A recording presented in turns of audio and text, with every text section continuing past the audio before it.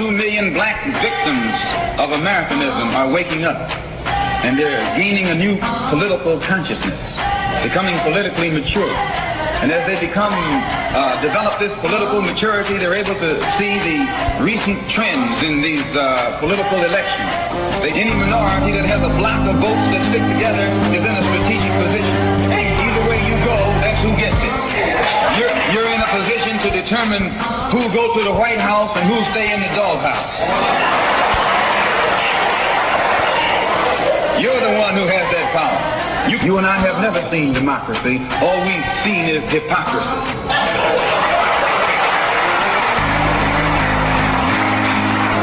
When we open our eyes today and look around America, we see America not through the eyes of someone who has enjoyed the fruits of Americanism.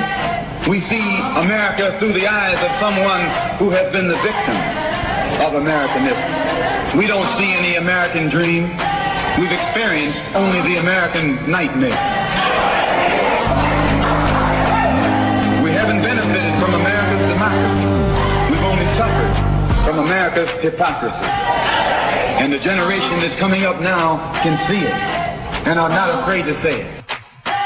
And are not afraid to say it. And are not afraid to say it. And are not afraid to say it. And are not afraid to say it. And are not afraid to say it. And are not afraid to say it. And are not afraid to say it. And are not afraid to say it. And are not afraid to say it.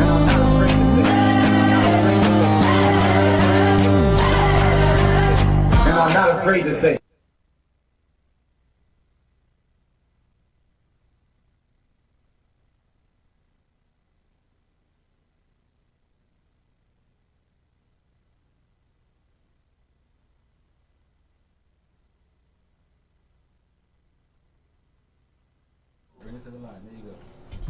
Now we go. There we go. There we go. There we go. Yes, y'all. In the place to be. Starting over. You are listening to Black Westchester Presents the People Before Politics radio show, episode 142. Yeah, coming up on that 150 soon, man. Coming up on that 150. Yo, I am your host, AJ Woodson, of course, Black by Popular Man, DK Jones, Damon K. Jones is in the place to be. The lovely Lorraine Lopez is in the place to be. Dr. Robert Baskerville from the Brooklyn Baskervilles is in the place to be. Robert Baskerville, PhD. Robert Baskerville. Don't be so formal, AJ. Robert Baskerville, PhD. There you go. PhD, yeah. There you go. Yeah. And we got Max Maxwell in the house in the place to be. Yes. What's up? Yes. So I just want to say, first and foremost, welcome to all the extra listeners that are listening tonight. From City Hall, Mount Vernon City Hall, from Westchester Corrections, from Cobra, and anybody else who's listening. Yonkers City Hall listens. Oh, well, I mean, but these are people that I know are listening specifically today. For this show. Yeah, for this show. So, thank Yonkers City Hall, everybody who holds us down. You know what I'm saying? We appreciate y'all, even the ones that don't comment and don't tune in and we don't have them on the check-in or nothing. We appreciate y'all. We couldn't do this without y'all. Of course, it's out. It's nice. October 2017, Black Westchester hit the scene. Y'all outdid yourselves this month. No, you're just getting better and better. Coming to a street near you is out all over the place. Wherever it isn't, it should be over the next couple of days. If you have a business and you want to carry it, hit us at blackwestchester@gmail.com. If you want to advertise, hit us at advertisewithbw@gmail.com. And do not wait, because a lot of the November ads are already going. So you don't want to wait. You want to make sure you get up in there. Shout out to all the advertisers in this issue. Let's see who's on the check-in. Shout to Omi. Shout to D. Wilson. Shout to D. Wilson. She was down for a minute, the hospital and the whole nine. She's just getting back on her feet a little bit. You know what I'm saying? So we wish her a speedy recovery. You know what I'm saying? She's a definite continuous listener of the show and supporter of Black Westchester. So we wanted to give her a big shout out. You know what I'm saying? So we got Ken Bright on the check-in as well. Yes, Ken. Huh? Oh, Yeah, okay. Ken. Yeah. I mean, I know Ken. So, trying to say hello to people. No doubt. He's like, I know Ken. Yeah. Oh, and we have the lovely Milagros. Yes. This is the first time, right? No. Sit right here. It's the first time on the show. All right. We The Queen has entered. we have entered. So I'm gonna move it on. We got real quick. Damon K. Jones, what have you been doing over the last week? Do you have anything to say to the listeners? We know you back. Welcome back. Like Carter, welcome back. Hey, listen, it's great to be back. It's great to be spitting the fire as I try to do. Black by popular demand. I don't know, man. It's just been a crazy weekend for politics, and we have to. I think I'm just going to say the Democratic Party needs leadership at this point. When you have Republican candidates assaulting sitting elected officials, and for what, 2 days? How many days has it been? Thursday. Today would be 2 days. 2 days, and you haven't heard anything from the Democratic leadership in Westchester County to address the issue. I think there's a problem in leadership and the direction of the Democratic Party. Well, we addressed that in the paper as well too. Yeah. The whole the lack of leadership, and we call it out. I mean, it's nothing personal, but it's time for a change. Reginald Lafayette is the Mount Vernon City Committee Chair. He's 0 for 3 in the last mayoral races. He's lost at least one council member in the last 2 council races. And there's a couple more, something else too. But that's just on a city level. But on the county level, in a county that he brags that Democratic voters outnumber Republican voters 2-1, he's 0 for 2 in the county executive race. And not only, and it's probably greater than that because he's been in for about 20-something years, and there's only been 2 Democratic county executives since 1930. So, but just specifically, he's 0 for 2 against Astorino, and if Astorino gets back in, and if Astorino gets back in again, don't put that out there. Wait. I'm just wait. Let me finish though. But if Astorino does win, he's 0 for 3 on the county level, and 3 strikes you're out. I mean, that's 3 strikes on the city level, 3 strikes on the county level. I mean, when a county chair endorses a candidate, that used to mean something to a party, and everybody would get behind that person. And it has not been that in the last 3 elections in the city level and on the county level. It may be time, and for Astorino to win 2, possibly 3 times. That means a lot of Democrats are not towing the line and crossing over. There's a lot of politicians. I mean, there's a lot of pastors, big pastors, black pastors, crossing over, either because they're getting paid wait a minute. or for whatever reason. It's not just the crossover. It's people are not voting. And then there's the low turnout. And the low turnout benefits Republicans. Right. If a high turnout, it's going to benefit Democrats. But what are you doing? But it's the low turnout because they don't believe in the candidates. Well, not even. No, it's not even the candidate. It's the message of the party. If you go on the party website right now, you pull up the party website right now. There's no agenda. There's no mission statement. There's nothing that the party stands for. Right. So any candidate that runs county or local wide outside the Democratic City Committee, right?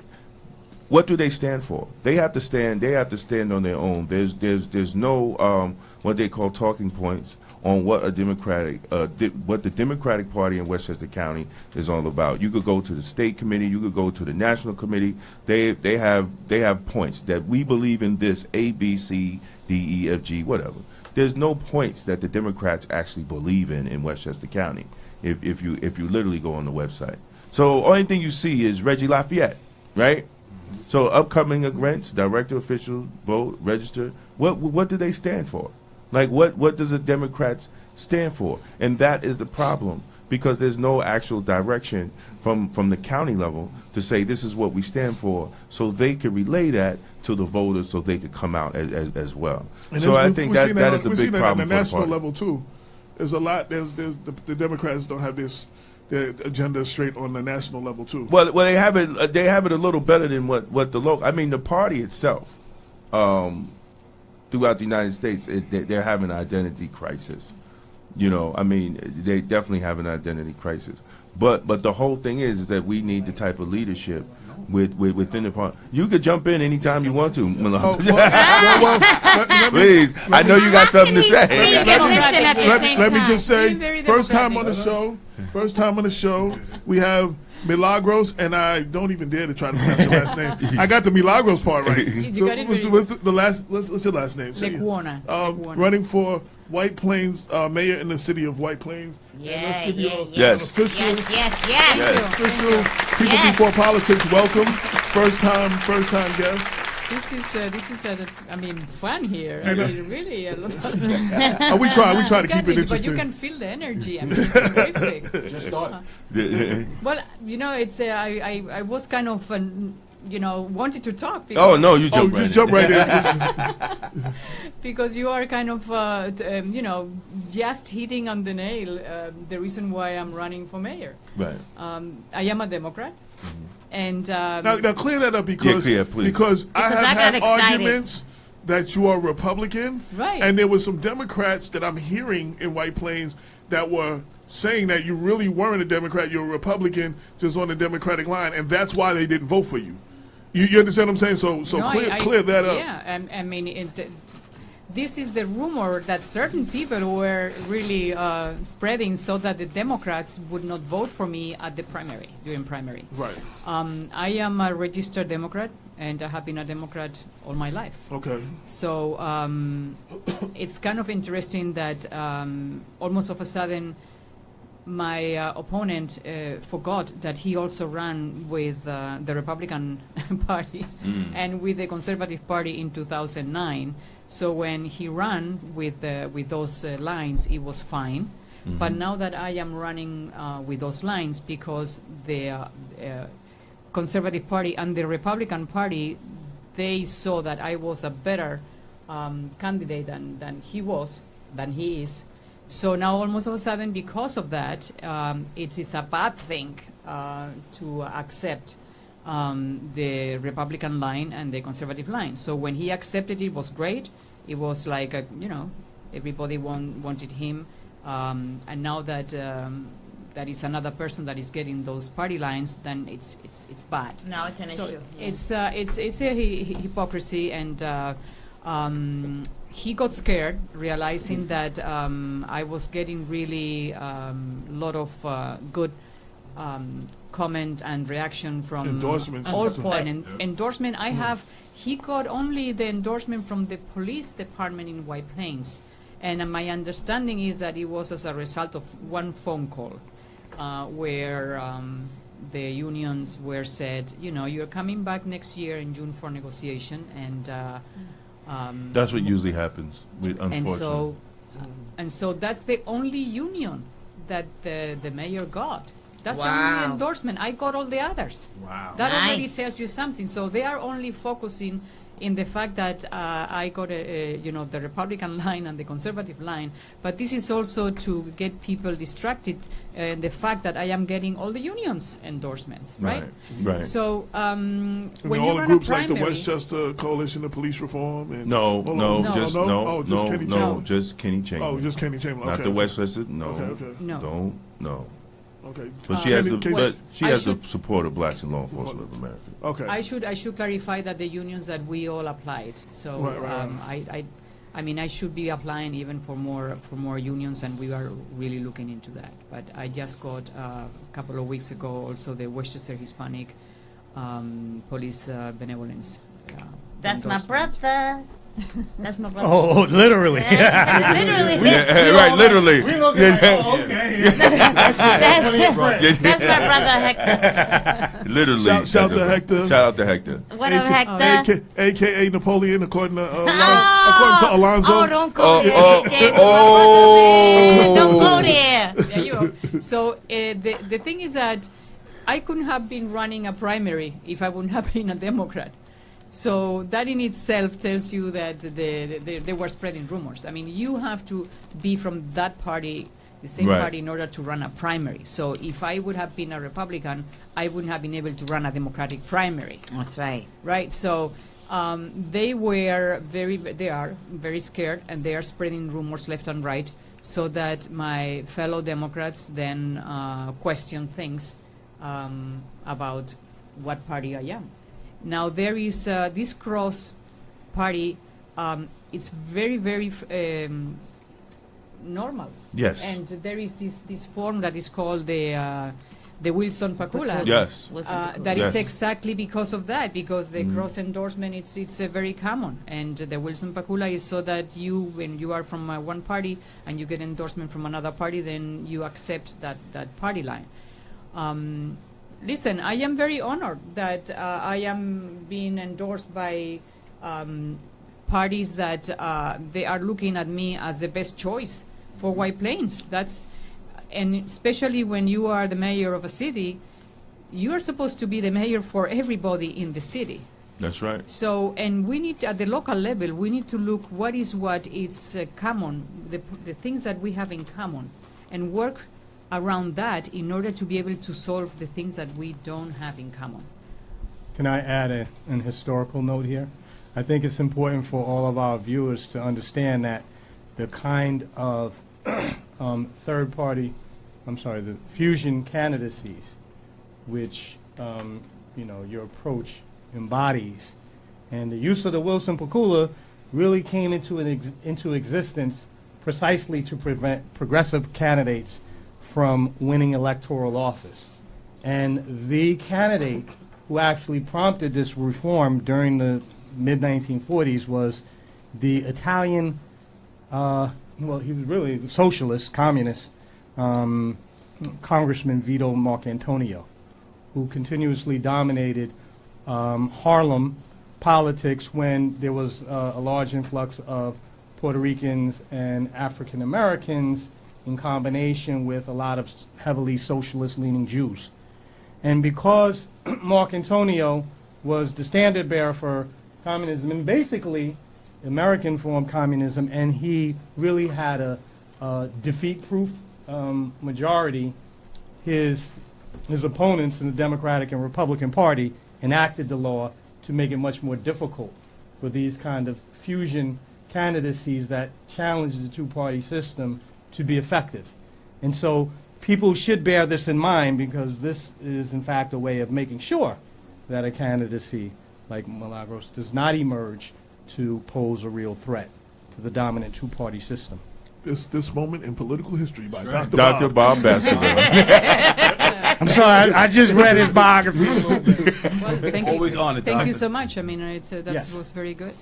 But going back now to the Democratic Party, I mean, the Democratic City Committee in White Plains, it has been a big, big disappointment for me and for my supporters, because if you are really going to the point that what are the principles of the Democratic Party in Westchester, so are you supposed to allow for a conversation, a debate, different opinions? So if more candidates are out there, and the candidates are good candidates that bring the discussion, the debate to the table, so that things get better. Right. Why are you doing this? I mean, it was terrible what they did to me and to the other three candidates running with me. It was really voter suppression. They filed a lawsuit, and the lawsuit, they were behind even fraud, when they realized that after cross-examination and everything, that no fraud here, and that they were going really to look really, really bad if they continue with the case. So we got enough signatures to be on the ballot. The county admitted that. The lawsuit, so the judge, New York State judge, also accepted that we had more than the necessary votes. And all this paid by the Democratic City Committee. The Democratic City Committee gave the money for this lawsuit to the incumbents, instead of staying out of the whole process and say, let the debate start. they got totally involved into knocking us down. But that's because that's his candidate, the candidate, well, right? no, that's a primary. That's because the Democratic Party, it does not, in totality, live up to the values that it espouse. If you have two Democrats, and I have my argument all the time, if two Democrats is running for a position, and then you can endorse, but then you say these are Democrats. Well, what am I? I'm not a Democrat. Right.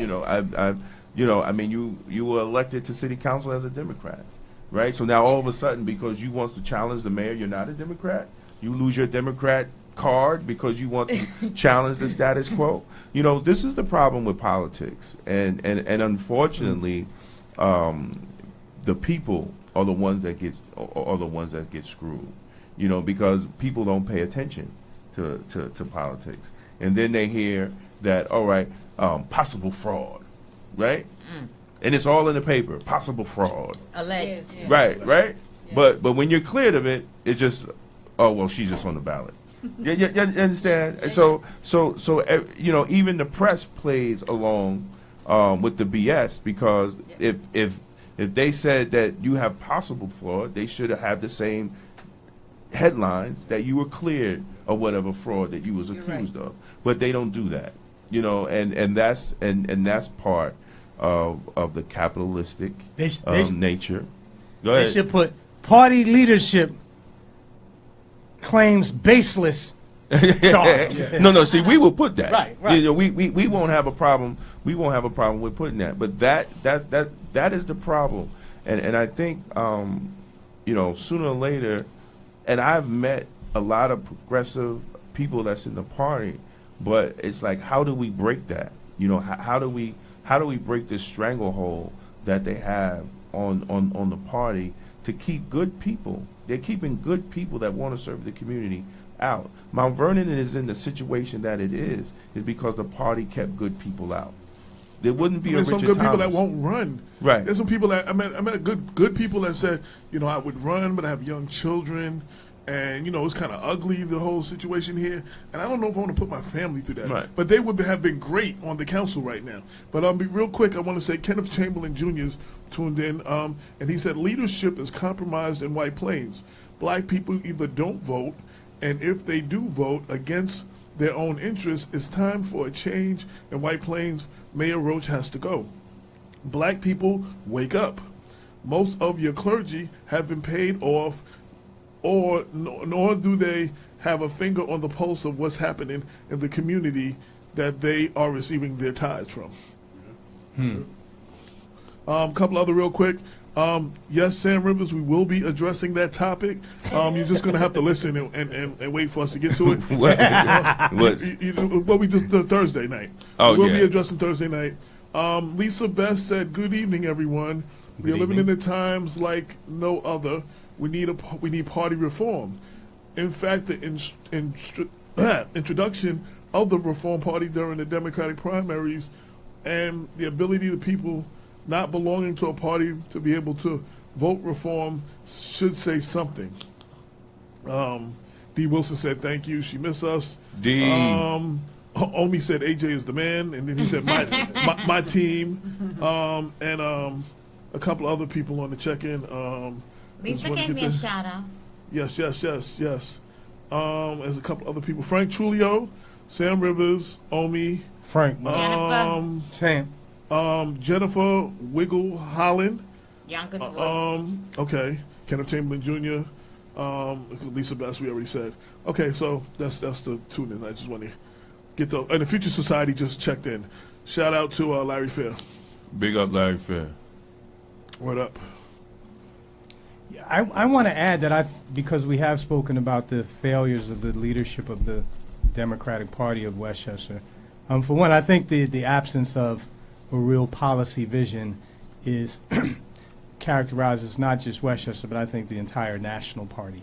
Absolutely. I think that we have been trying to heat up the warmed up leftovers from the New Deal administration, the fundamental approach by Franklin Delano Roosevelt back in the 1930s, and I think that that kind of approach has run its course, and the party is not investing the type of time that's necessary to develop new policies that are going to actually connect with the everyday voter and address some of their needs. Beyond that, though, I think that there is also a failure of leadership that Reggie must take responsibility for with respect to the weakening of the party's commitment to the norm of democratic debate and politics. The kind of disarray that we see in the city of Mount Vernon stems largely from the fact, I'll be quite honest, if I could just call a spade. Well, not a just spade. Mount Vernon. Well, that's true. Throughout Yonkers, I- White Plains, not just through Mount Vernon. I mean, throughout Westchester County. Peekskill. Okay, I'm not quite sure if they have quite the same problems that Oh, we yes, do. they do. Okay, but I mean, what is really deeply disappointing is the failure of, I think, almost everyone that I run into to understand, firstly, the structure of our government. There's no such thing as obstructionism if you are unable to win the support of the legislator to enact your budget. It means that you need to rethink the budget because the legislator is, in fact, the arm of our government that is authorized to enact budgets. That's how the process is supposed to be. We can claim obstructionism all we want, but to me it reveals people's failure to appreciate that the mayors in most cities are not kings and they do not unilaterally impose policy.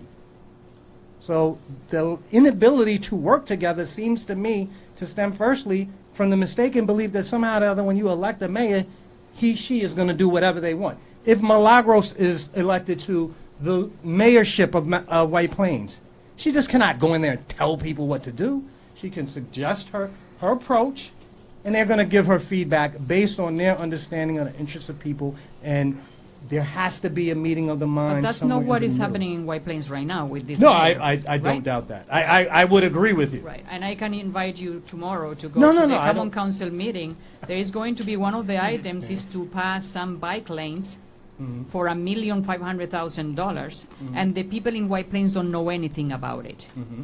Zero, they don't know anything about it. And I can tell you that it's going to pass, because from the 7 people, the mayor has 1 vote. You're going to see that it's going to pass 5-2 most likely.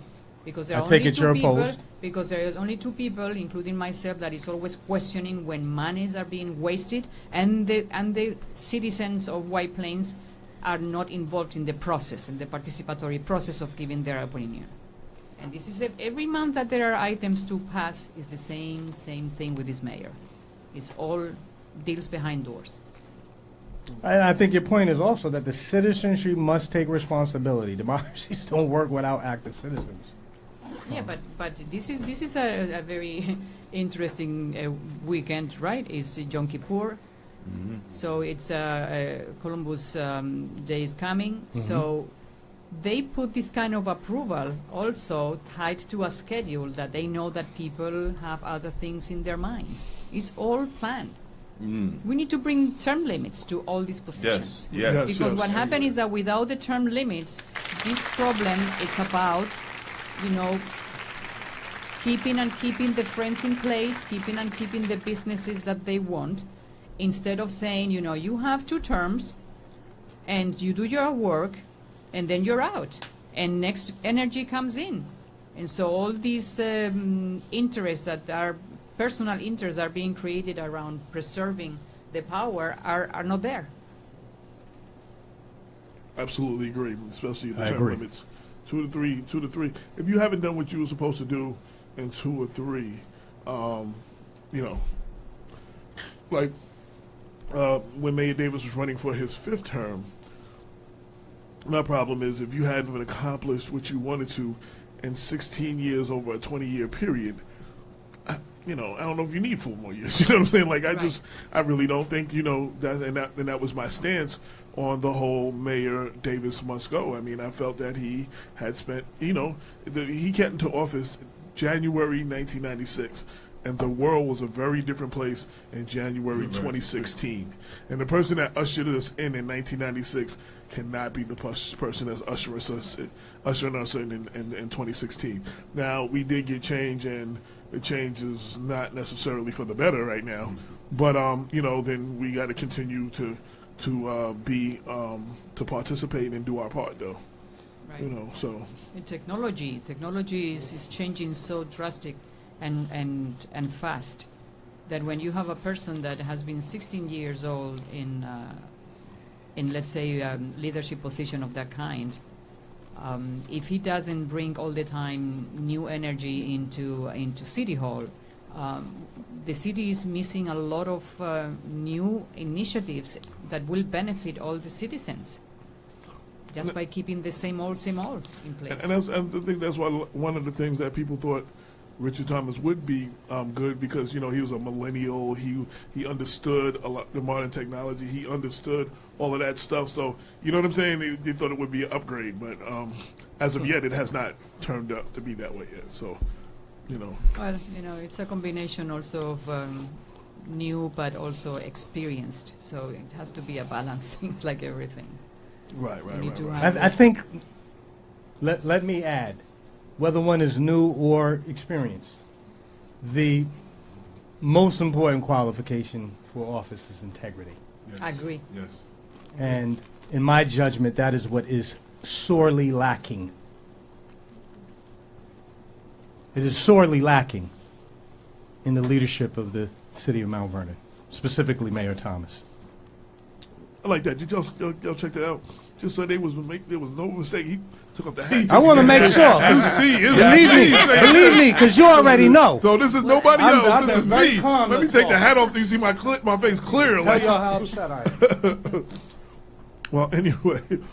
Well, I have to admit that I have the same problem in White Plains. I don't think that we have a leadership that has been at this point well known for integrity. It has lost the trust of the residents. There are two White Plains. Yes.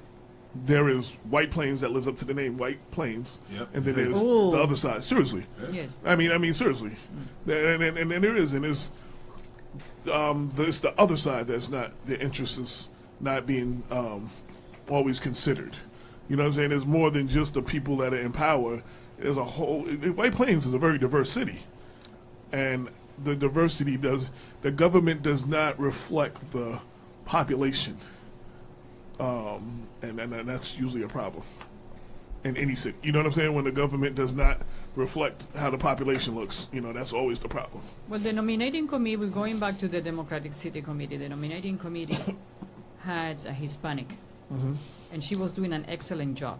Was one of the most proactive members in the nominating committee. A teacher, very involved with the community, knew everything that was going on there. Guess what? In the moment that the rumor was out there that I was going to challenge the mayor, They took her off? They took her. Wow. Yeah, That says they a lot find right a way. there. I mean, they can say, well, we didn't do that. She couldn't come to the meeting, therefore she couldn't have the votes. No, but guess what? The chair of the nominating committee can appoint three people from 7. And she was happy to ignore her, and she was not appointed. She had a family emergency. She couldn't make it. But still, her name was out there for votes, but they didn't encourage people to vote for her. And this is the thing. This nominating committee, 7 people are the ones that are going to be choosing the next mayor. So 7, so you need 4, right? You need, to win, you need 4. The nominating committee? No, I mean, 7 people, your city council is 7, your comment? Well, this is now the city council. Right, The your city council is yes. 7, 7, so you yes. need 4 votes, like, Are for you the still pass. are you still on the council? Yes. Oh, okay, Yes. great. Yes, Great, So- Two more great. years. 2 more years. Oh, so if you lose the mayor, you're still on the council. 2 more years. Okay. Awesome. Well, that's good. At least you're there to poke the bear Yes. for 2 more years. Kevin Chamberlain added, leaders are quick to recognize when they are doing right, but oblivious to the things causing them to fail. Yeah. And Jack Tune Jack Toon. Jack Toon, Toon. I'm sorry, said there is no integrity in politics, question mark, question mark, question mark. Are you serious? Question mark. Laugh out loud with that. And Kenneth Chamberlain said bad leadership has taken good cities and destroyed them. Yep. Lead by example. We were just talking about that earlier. Shout to Herbert Washington, who's just tuned in, and John Morrison, who's just tuned in. But the question is also, how do we incentivize people? Like, you mentioned that before, right? So we can be, and I can see that you're doing a great job here. But I think that the resident out there, the citizen, also has to kind of get motivated and do something about it. Because at the end, this is what is happening in White Plains. Nobody comes anymore to City Hall. During budget season, we had that room packed with people complaining, making suggestion. Now nobody's there. Right. Wow. Because nobody's pushing. I mean, nobody is pushing. And the budget is terrible in White Plains. I mean, really bad. And people don't realize how bad it is. And you ask people around the city, White Plains, why are you running for mayor? Why are you challenging the mayor? Isn't it, things are good here? I said, things are good. Go around and see how many shovels you see on the ground, how many cranes are in the air. You know, the journal news keep putting White Plains as a city that is booming, and in the front page always developments going on. There's nothing going on in White Plains. All these are projects that maybe were approved, but they're not being built. So you're saying citizens is getting discouraged? Basically, they don't want to turn out. They think they're not going to be any type of change. But for example, during the primary, we are aware that our opponents, they didn't want people to know that there was even a primary, because it was in their best interest for people not to come out, because usually the people that come out is people that is upset. So they didn't want to, they didn't want even to talk about a primary. And this is the first, primary in a decade, right? In 10 years? For mayoral in 50 years. In 50? For mayoral, 50. Okay, I know, it hasn't been a primary. City council, 10. Okay, 10 in city council, okay. Yeah, city council, 10. Wow, that says something there, too. So when the whole thing about the signature petitions went out and we make it to the ballot, then now we said, okay, now time to deal with the issues. And 4 neighborhood associations got together. They rented a space, and they put together a debate. So they invited all of us, and they invited the mayor to debate with me, and then they invited the other 3 common council members to debate with. So we were there, and none of them appeared. Our opponents didn't come to the debate. So, this is disrespect to the maximum to the residents that paid for renting the space, put together the whole debate, and the 4 of us, meaning the candidates for common council were there, and myself, and those 4, the mayor and the other 3, never make it there, and not even an excuse. I just got a text from Mount Vernon Councilman Andre Wallace. He said, did somebody just say term limits? Yes, term limits. Well, you have, hopefully you become mayor, but if you're still a city council person, even mayor, you have a partner in Mount Vernon to start pushing for term limits. Good. And talk about term limits in these political positions. I really don't believe that people should stay in office long enough to try to get a pension. Getting a pension should not be why you're serving. You should be serving the community. And I think that's part of the problem. People want to walk up, well, I got to get my pension. Really, bro? You got to get your pension. So you're staying in 20, 30 some odd years, and then you're not even bringing up younger people to be part of serving the community. And I think it's sad, but you have a partner in Councilman Andre Wallace. He texts me. Wonderful. In Mount Vernon, how many times do the city council There's meet? no term limit. There's no term limit. But also the meetings are in White Plains. We meet once a month. Oh, they meet twice a month, except for July and August. The month of July and August, they only meet once a month. And in addition, but in the rest of the month, the second and fourth Wednesday of the week, of the second and fourth Wednesday of the month. So we got a meeting coming up next Wednesday, not Right, this this will Wednesday. be the first one. Yeah. And do you have also special meetings in preparation to those meetings? There's a Tuesday work session meeting the day before Okay. the council meeting, So where they're so talking That- about that what is- they're going to address. So 2 work sessions and 2 council meetings. Yes, a month. Yeah. We in White Plains only have one. Really?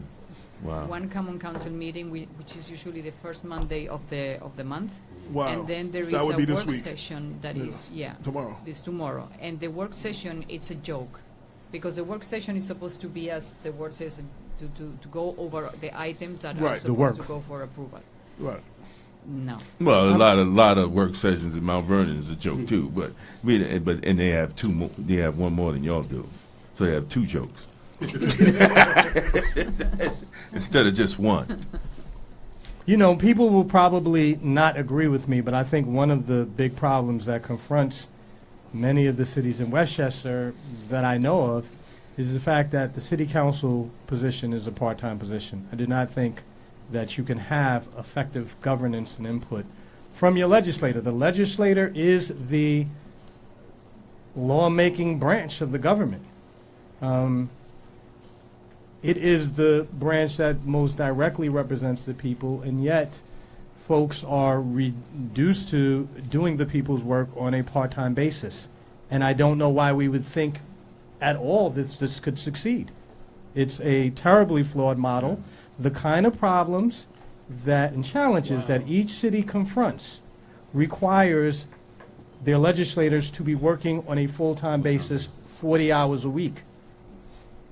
Short of that, what it essentially means is that the initiative for much of lawmaking and governance comes from the person who works full-time. And in Mount Vernon, that's the mayor And the and the controller. Right. Right. So, of course, they would dominate. Right. And so if we're serious about having our legislative branch vigorously participate and carry out their function of making the law, holding the hearings, doing all of the really tough stuff, especially holding the executive branch's feet to the fire when need be, carrying out that oversight role, you can't do that once a month.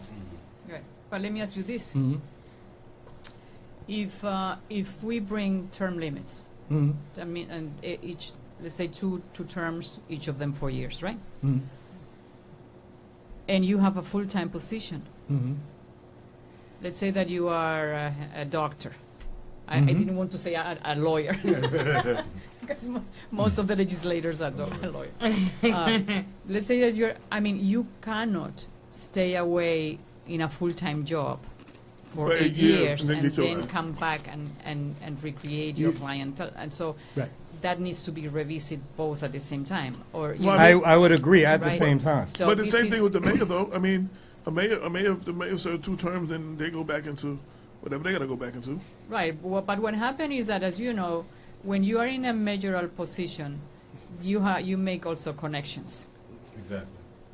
So you set you know yourself what up. I You're mean, able yes. to parlay your So- political connections that you developed in Exactly. office And look at what into happened. private yeah, gain. Exactly. So look what happened when they leave.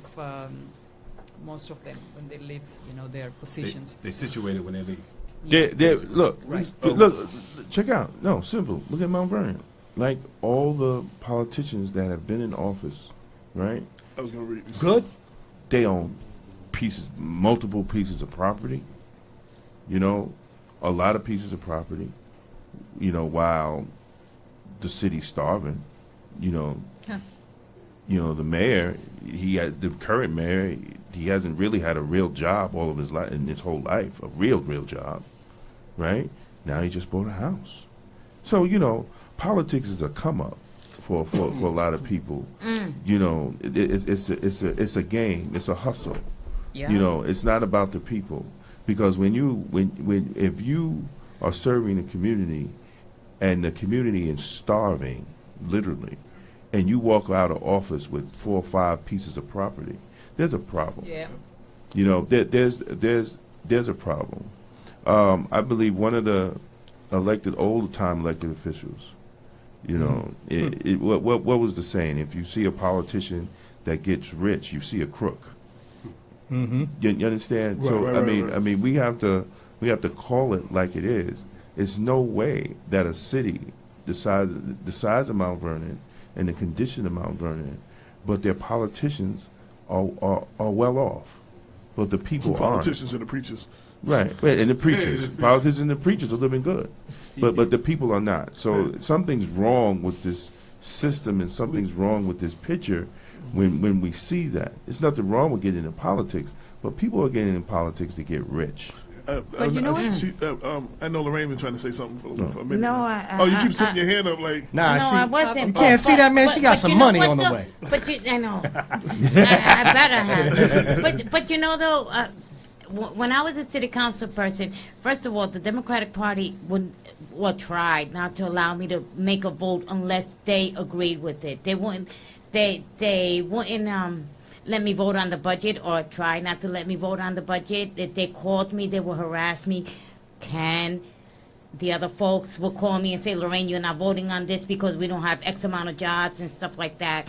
But how could you not vote? You have a vote.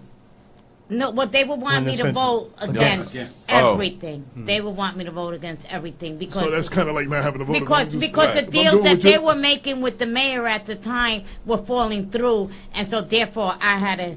You had to. Mm-hmm. And I wouldn't. I wouldn't let that happen. And that's what you're supposed to, because you represent. Go ahead. You represent the district that you represent, and if that's not helping your district, then you shouldn't vote for it. I mean, it's as simple as that. Right. And if you vote, you vote what you feel that you represent. What is I voted for right the people. or wrong. I voted for my people. And one of the first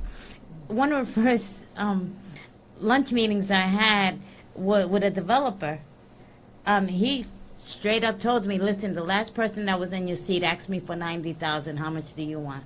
Right, and that's how they get paid. That's how they get paid. That's how they buy houses. That's how they get That's how they getting paid in Mount Vernon now, because there's a big time person who has bankrolled campaigns, and now he's controlling the city. So why are we politicians required to show our taxes? We are required, but that money doesn't go on. Not to show it, not to the. We are not required to show. Oh, in New York, we're not required. We should be. Right. Well, I mean, we should be. You are required to file a financial disclosure statement. Financial disclosure, which my understanding is that, at least in Mount Vernon, is not abided by. No, nobody cares about that. That just doesn't right. exist. I know a couple of people who apparently did not. But so somebody is not also enforcing these things, because those things are in place exactly to prevent that. So then, what is the next layer of corruption? Who's the person who is supposed to be enforcing it? Who would be the enforcer? The Board of Elections, the Comptroller's office, also. It's almost like everybody's protecting the next one and the next one and the next one. Right, because it's. You don't say nothing about this, and you let this go. I'm gonna let your three things go too. Well, you know what I'm saying? Like, basically, you can't expect. It's just like it's just like police oversight.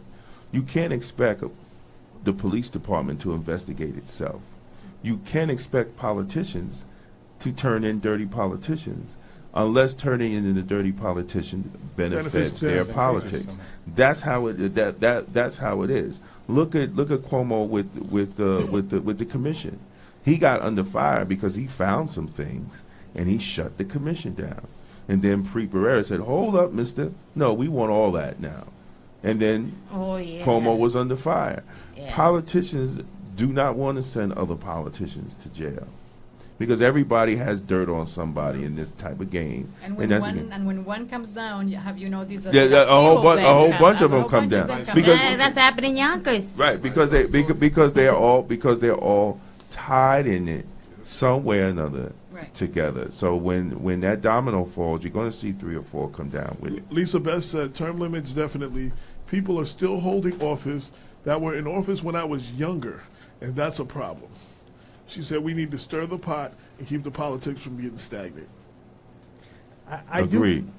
I want to add that in the end, I think it is the citizens who at least are supposed to be holding their own politicians accountable. And one of the problems in the United States as a whole is we tend to think that accountability is only exercised in elections, and this is not the case. At least in the city of Mount Vernon, I'm proud to say that in response to a number of wrongdoings that we observed, we did hit on the seldom used strategy of trying to advance a citizen-led lawsuit, because the charter gives us that right. Right. The charter declares residents of the city, who are also taxpayers, to be trustees of the city's property. And in the event that our elected officials fail to uphold the law, we have the right and the recognition to challenge them in appropriate venues.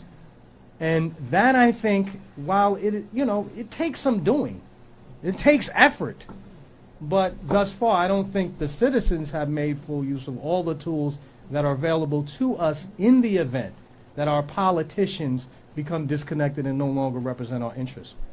And we're going to have to take ourselves more seriously. I can't tell you, and it's very frustrating because I can't tell you the number of times that people I love dearly have taken me to task for insisting that I continue to be involved in the politics of the city of Mount Vernon, where I helped to elect the mayor. And everyone is telling me, like, Bob, you should bow out now. You're not supposed to do that. The man won. I'm like, what do y'all think they have bi-weekly city council hearings for? Why do you think we're given the authority, the power to, lobby,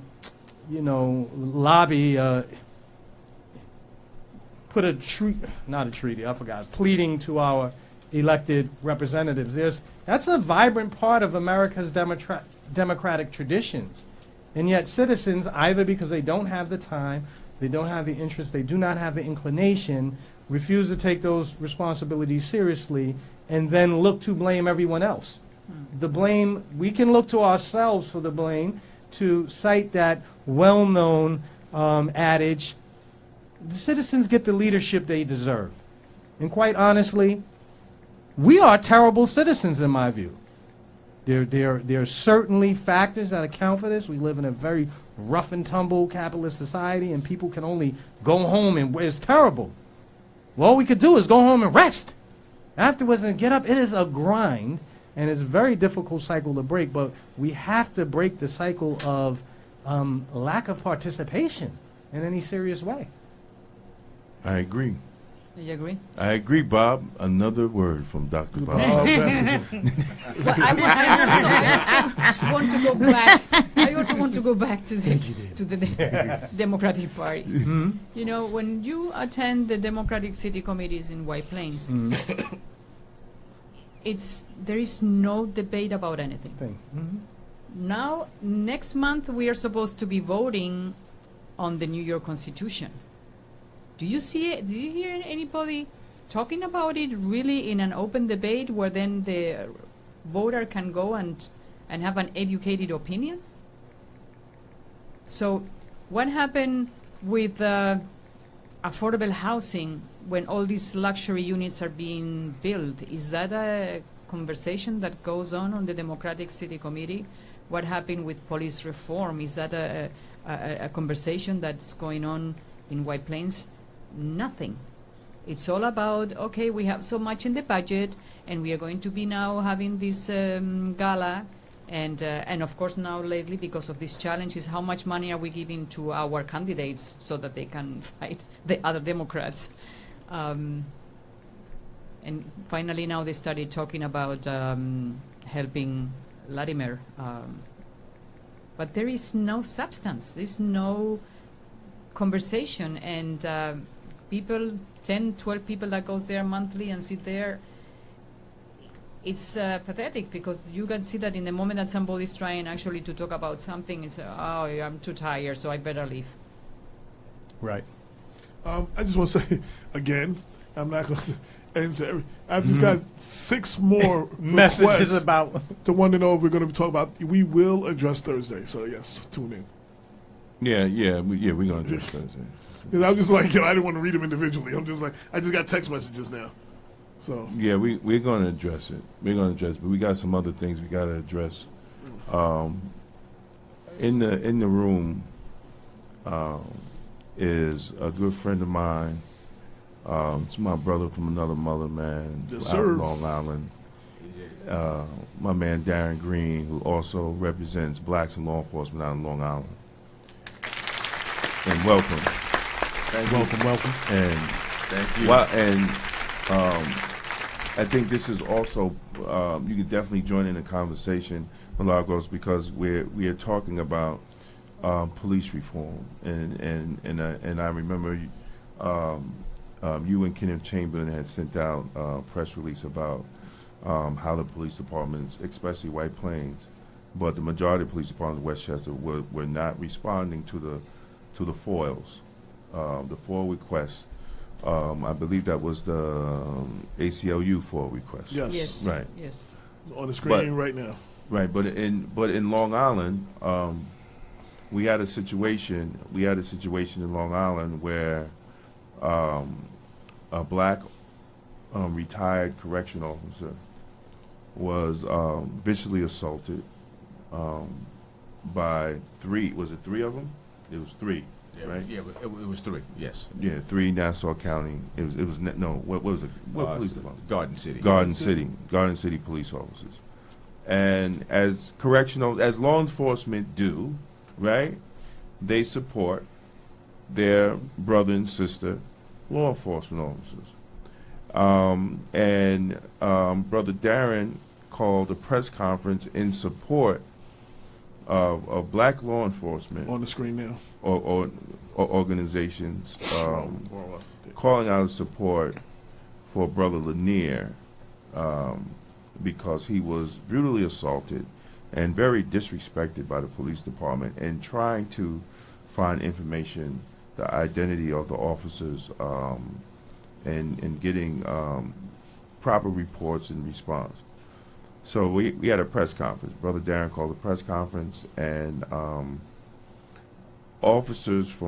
correction officers from Westchester, specifically myself, representing blacks in law enforcement of America, and President Brooke Jones and former Vice President Ricky Maxwell went out from the Westchester Correction Association. Then you had somebody from Suffolk, right? Suffolk Corrections was Right. out there? Yeah, Suffolk. Right. Suffolk Corrections. And there was Suffolk Corrections, there was Representative Some from the city, somebody from the NYPD, city. and the Charles Billups of the Grand Council of Guardians, which encompasses 12 different organizations with different African American fraternal organizations from the many different police, law enforcement departments and professions throughout New York State. The issue had become that the Westchester officers that were there received a cease and desist order, legal order from the Westchester County Correction Officers Benevolent Association, which is the union that represents the correction officers at Westchester County Jail.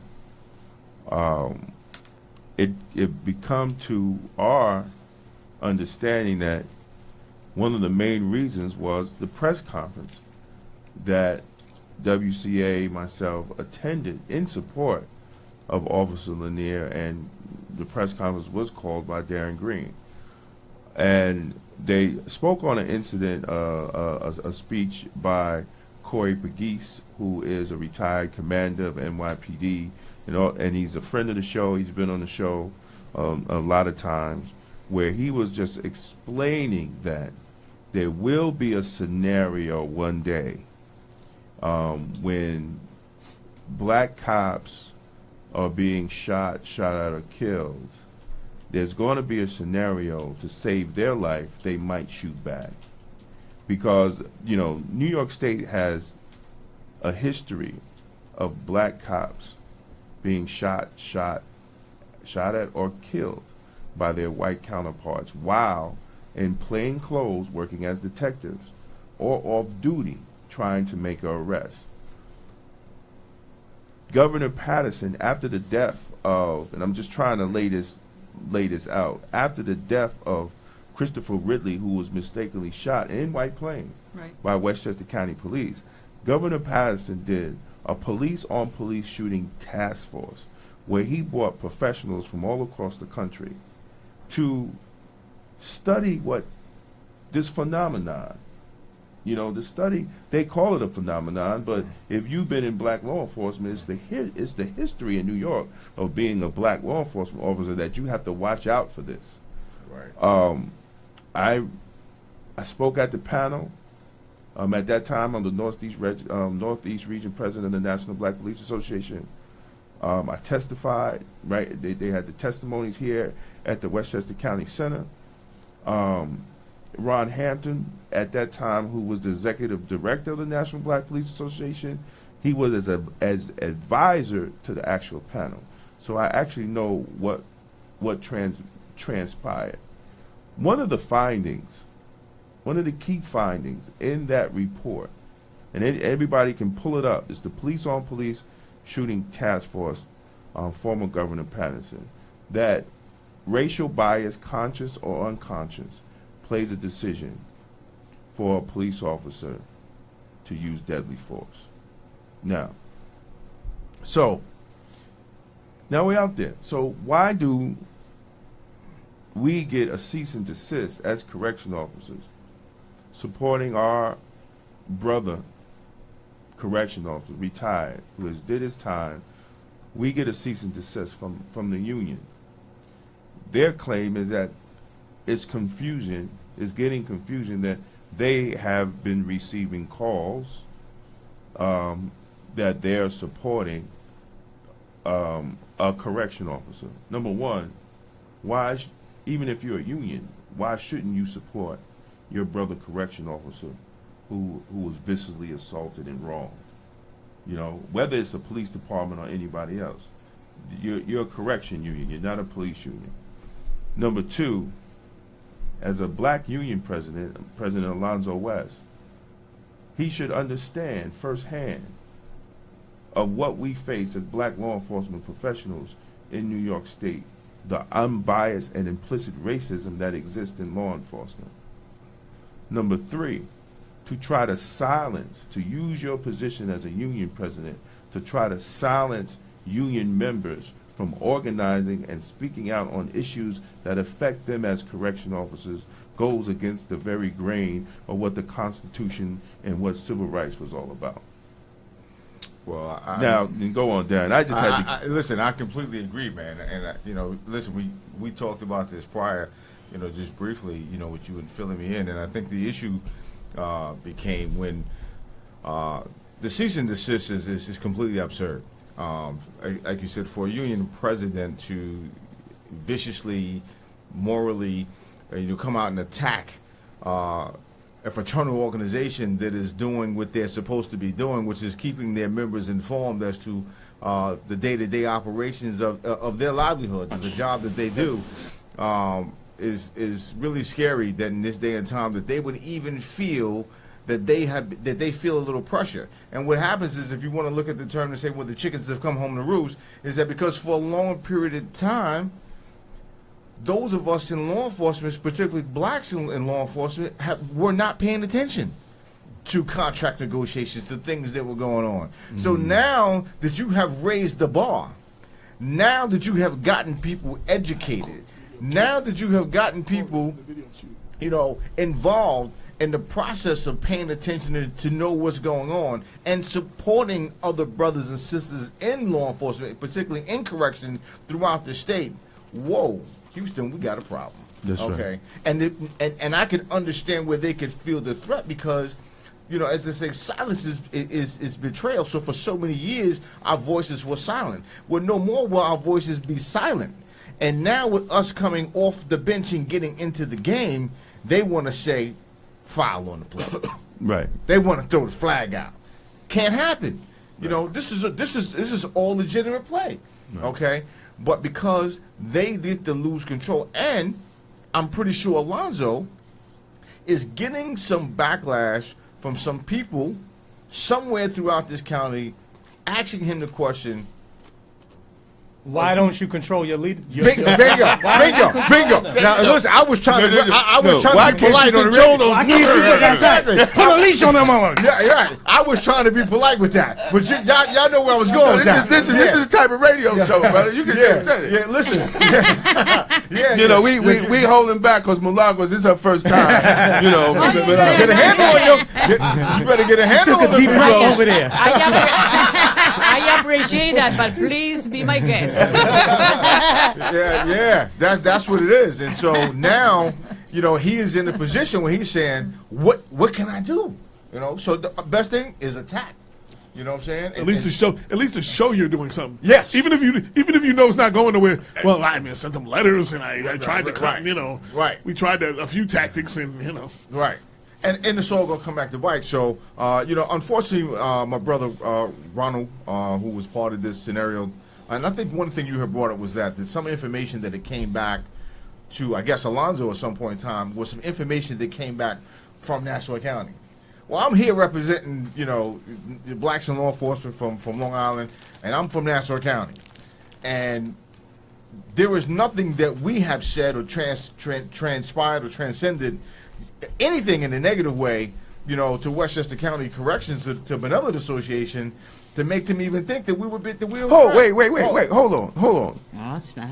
What's the conversation that the Nassau president had when they saw the Nassau Corrections Association? That Alonzo told him to watch out.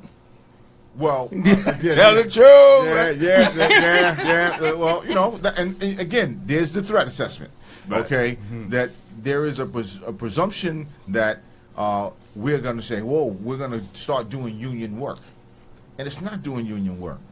It's doing the people's work. There you go. It's doing the people's work. And when people want information, and I will applaud you guys, really, man, for the work that you guys have done up here. Thank you. And Westchester, you know, even with, you know, people before politics and Black Westchester Doc. Listen, man, y'all really are doing a phenomenal job. And I think that speaks volumes to what they are afraid of, is that there's a movement up here.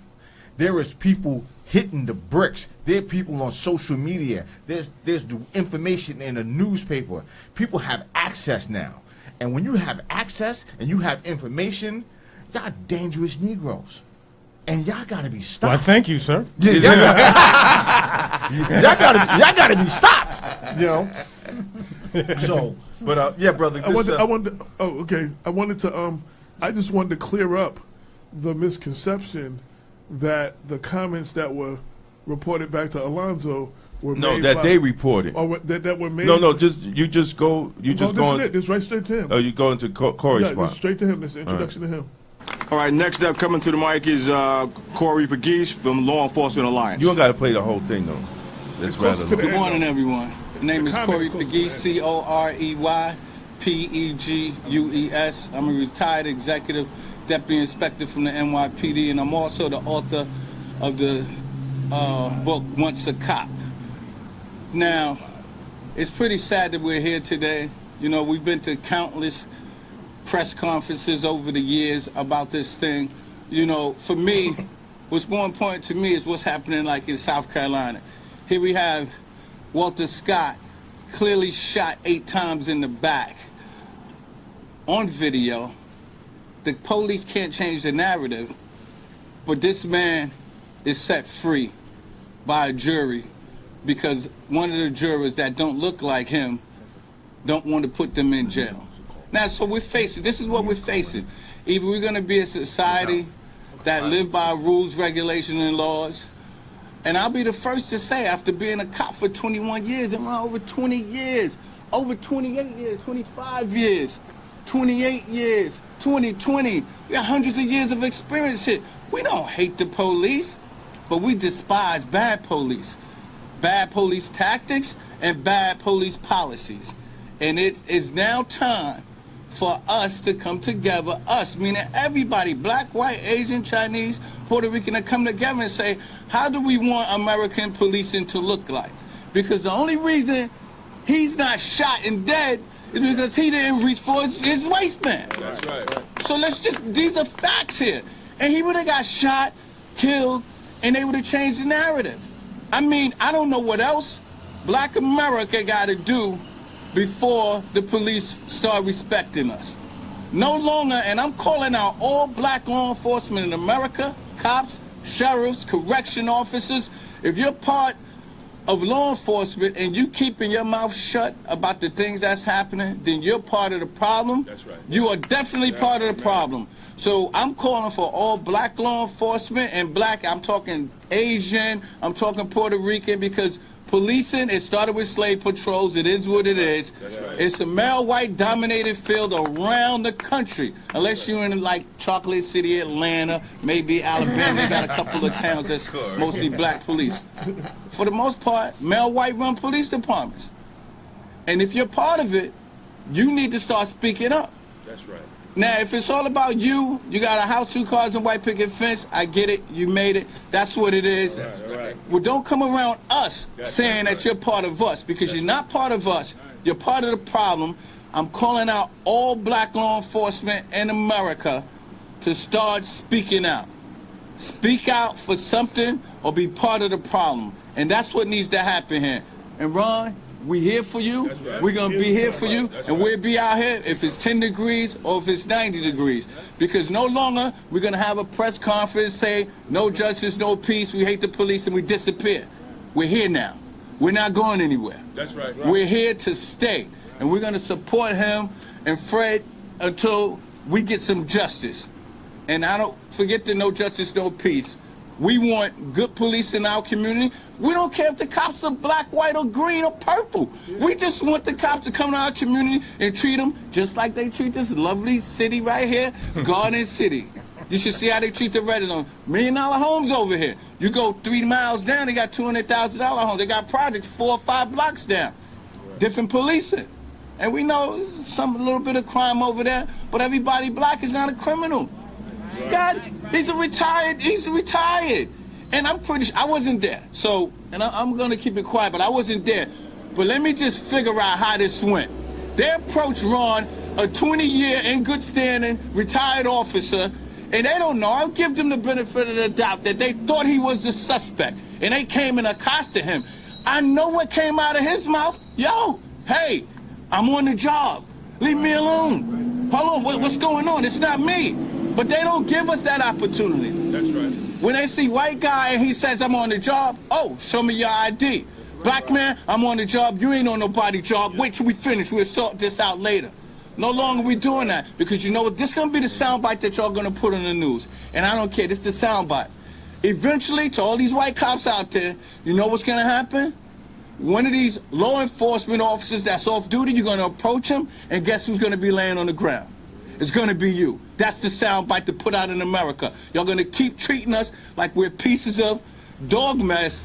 Eventually, somebody's going to lay you down. Yep, that's right. Yes, Yep. That was the soundbite. That was the soundbite. And it did not come from Maxwell. the Westchester County. Right. It didn't come Correction. from Maxwell. It didn't come from the Westchester Correction Association, which certain vice presidents have alleged in the building and alleged to other people in which they got it wrong. So, you know, to spread false rumors, you know, is sad. You know, it's really sad to try to diminish the good work of the Westchester Correction Association. You know, a lot of people say, oh, yo, Damon, that's your group. Nope. I'm just a correspondent secretary. All I do is send out emails. Press send. That's my job. Press send. There you go. And all I do is press send. You know, the president. It's a dangerous button. Right. It is a dangerous button. It's a dangerous button, though. Yeah. But, you know, Brooke Jones, she's doing a great job, and she's bringing unity to these young officers, and people are getting upset. On the phone, we got Brother Lanier. Is that you, brother? Yes, how you doing? Hey, brother, what's happening, man? Hey, what's up, Ron? How you doing, man? I'm hanging in there. How you doing, Darren? I'm good, brother. I'm good. Yeah, man, we talked a little bit last night, man, and I'm glad you was able to call in and just to give your viewpoint on, you know, and your support for these young officers up here supporting you as an organization, and then getting the backlash from the union that they're getting at this point. Yeah, I was very disappointed when I got that call, and you came down to lend a hand and support the unjust was being done when another fallen officer that took place, and I didn't see anything that you did that was malice or try to take control of any other organization but the chapter that you was involved in. Yeah, so I don't understand where that allegation is coming from, or that's false allegation, because that's not that took place in Minneapolis, New York, when you came down and rendered the services on my behalf. So I'm just here to render my services back to you. That did not take place at all here in Mineola. He knew what he stood for. He knew what chapter that he was represented, and that's the only thing that he spoke upon. So I don't know where these other allegations was coming from. Right, right. Well, you know, it's the usual trying to silence. As Darren said earlier, these young people are doing the work, informing the public and informing the community and reaching out to the community. You know, as the Westchester Correction Association, as correction officers, professionals, you know, and bringing a greater look to the profession of being a correction officer. And we got Max on stage. I feel that. Rocking the logo. Yeah, I feel that. That's nice. And let me just say, Ron, I appreciate you calling in. Yeah. And we were just talking about this, is that they're getting so much pressure up here. And I think Alonzo from, the Correction Officers Benevolent Association, he's reaching for straws, so he has nothing else to do but to try to reach down now into your scenario and situation and blame them because he's getting the backlash stating that he can't control his Negroes up here. So, I'm pretty sure. So many words. I'm assuming. I'm assuming this is not a direct quote. That's the motive. That's the motivation. He's taking creative license. That's the motivation. It might not have been that nice. So right, exactly. So Ron, understand that where it's coming from is because they have nothing else. So they have to now try to use your situation, unfortunately, as an event to say that these people are out of control. I just want to say one thing, too. And once again, it amazes me the people who attack me. I'm the editor-in-chief, so I'm saying me. The people that attack me, that say that my stories are one-sided, or I don't put the whole picture out, or you know what I'm saying, I'm fake news. And it's those very people who respond with infactual information. You know what I'm saying? Yo, for real. You know what I'm saying? Like the brother didn't say that. We showed you the video. Right. Argue with the video now. Right. You know what I'm saying? Argue with the video now. The proof is don't take my word. The people seen the video for themselves. Right. And I also want to say, if anybody who goes to the point to say that Corey Pegues or anybody was talking about shooting police, they have a total ignorance of the understanding of what it is to be black law enforcement. And a total ignorance. Yeah. And sooner or later, as I always said, brother, sooner or later, if you're black and you're in that blue uniform, sooner or later you will get your nigga wake up call. Ooh. Sooner or later in your lifetime, you will get that you are not part of this institution. Yeah. We only use you. So sooner or later it happens. Go ahead, brother.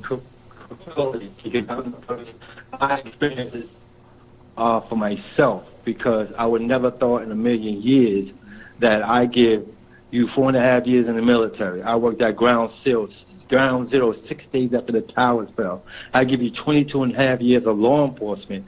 And finally, the first time in my life to use a narrative that I was taught to use if I come into a situation like this. And that narrative was like, I am on the job. And then when the officer responds to me and tells me, shut the F up, you ain't on this job, and takes me down, do you know what that does to somebody that put in their work? I put in my work to earn this right, the accolades that I had, and it didn't matter. So you know, it makes me feel to be a part of an organization that doesn't see me as a part of their organization. Yeah, that's right. Can I say something? Yeah. I want everyone who's listening to know the motherfucking American flag was on that police officer's shoulder. Yes. So y'all want to know why?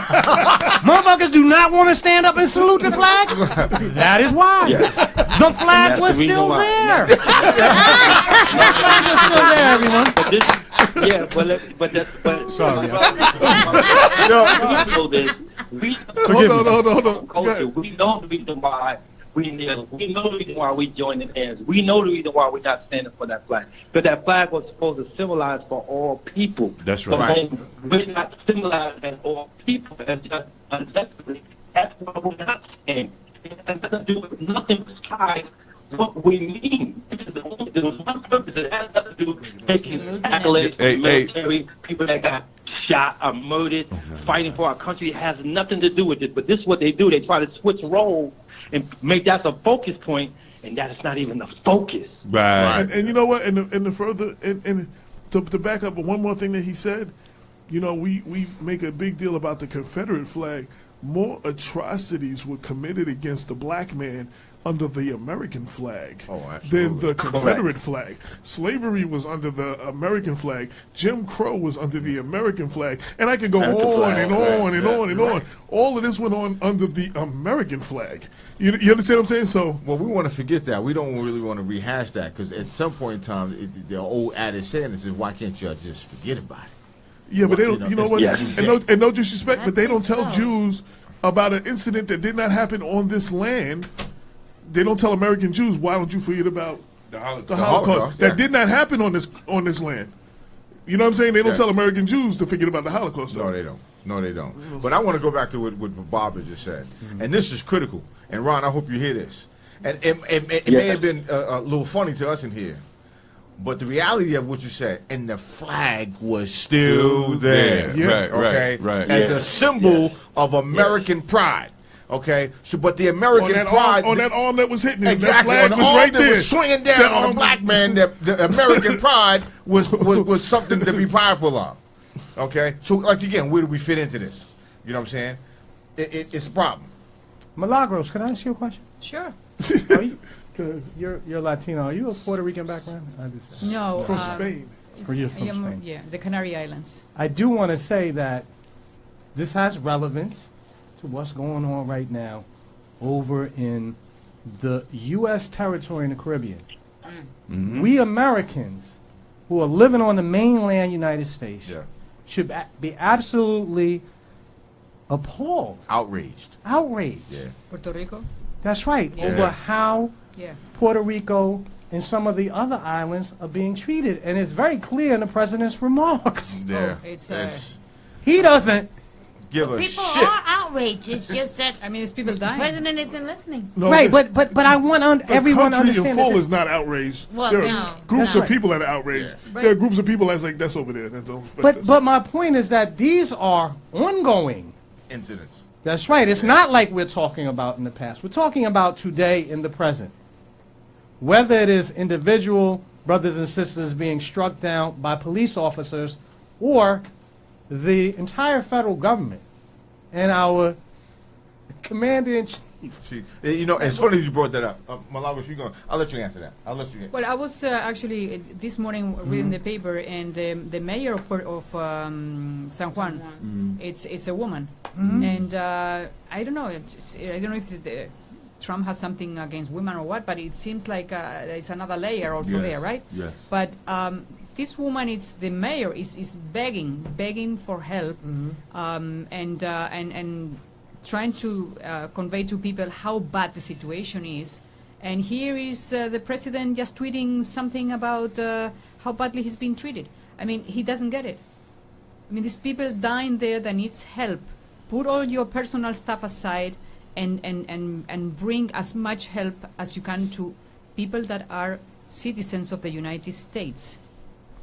I think he gets it. I think we haven't got it. He gets it fine, right? I think you're right. I think we haven't got it. I want to shut down something else because I keep hearing like when it was Louisiana and New Orleans, they were like that was God punishing the land for the things that were going on. Well, if we're going to say that, there's more stuff going on in Washington, D.C. than anywhere else. So all of y'all saying that better brace yourselves. Oh, yeah. You know, because there's more corruption and crime and God knows what going on in D.C. So we're saying... So if that's the case, then y'all better brace yourself. That's all I'm saying. Because those are the people who are saying it.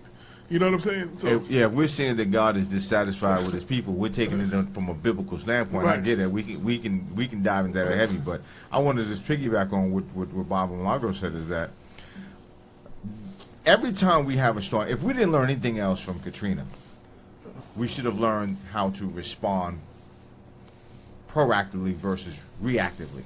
And here we are again in this situation. We're looking at, the Virgin Islands, Puerto Rico.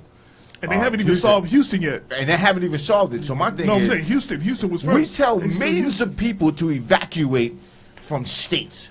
We tell millions of people to get out because this storm is going to be bad. You must leave your home. And they spent days evacuating the state of Florida. They knew this storm was coming. So you mean to tell me that our government officials are begging people to leave, but they haven't set up a plan of action for response when the storm is going to come, that we need to set aside X amount of billions of dollars because the weatherman and every channel said this is going to be catastrophic.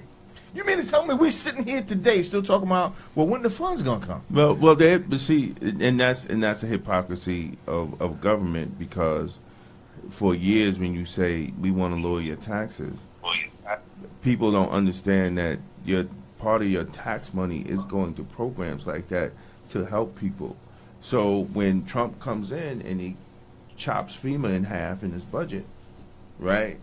And then God says, I'm going to send 4 tornadoes and storms because you didn't do right by the people. Right. So when people say God, God did have a hand in that, brother. And because of the fact that the thing is, they cut from programs that help people in disasters. And to make, you said all politics are local? Right.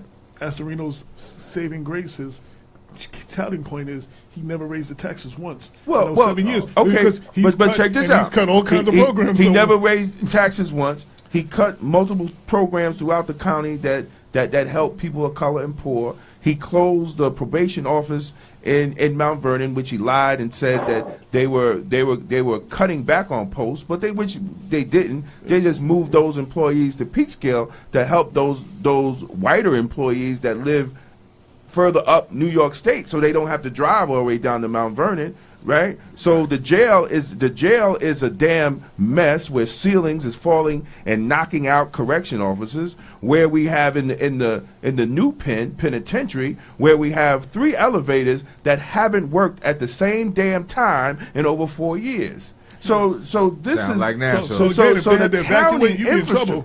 Right, the county infrastructure itself is falling apart because they're playing this tax game. Right.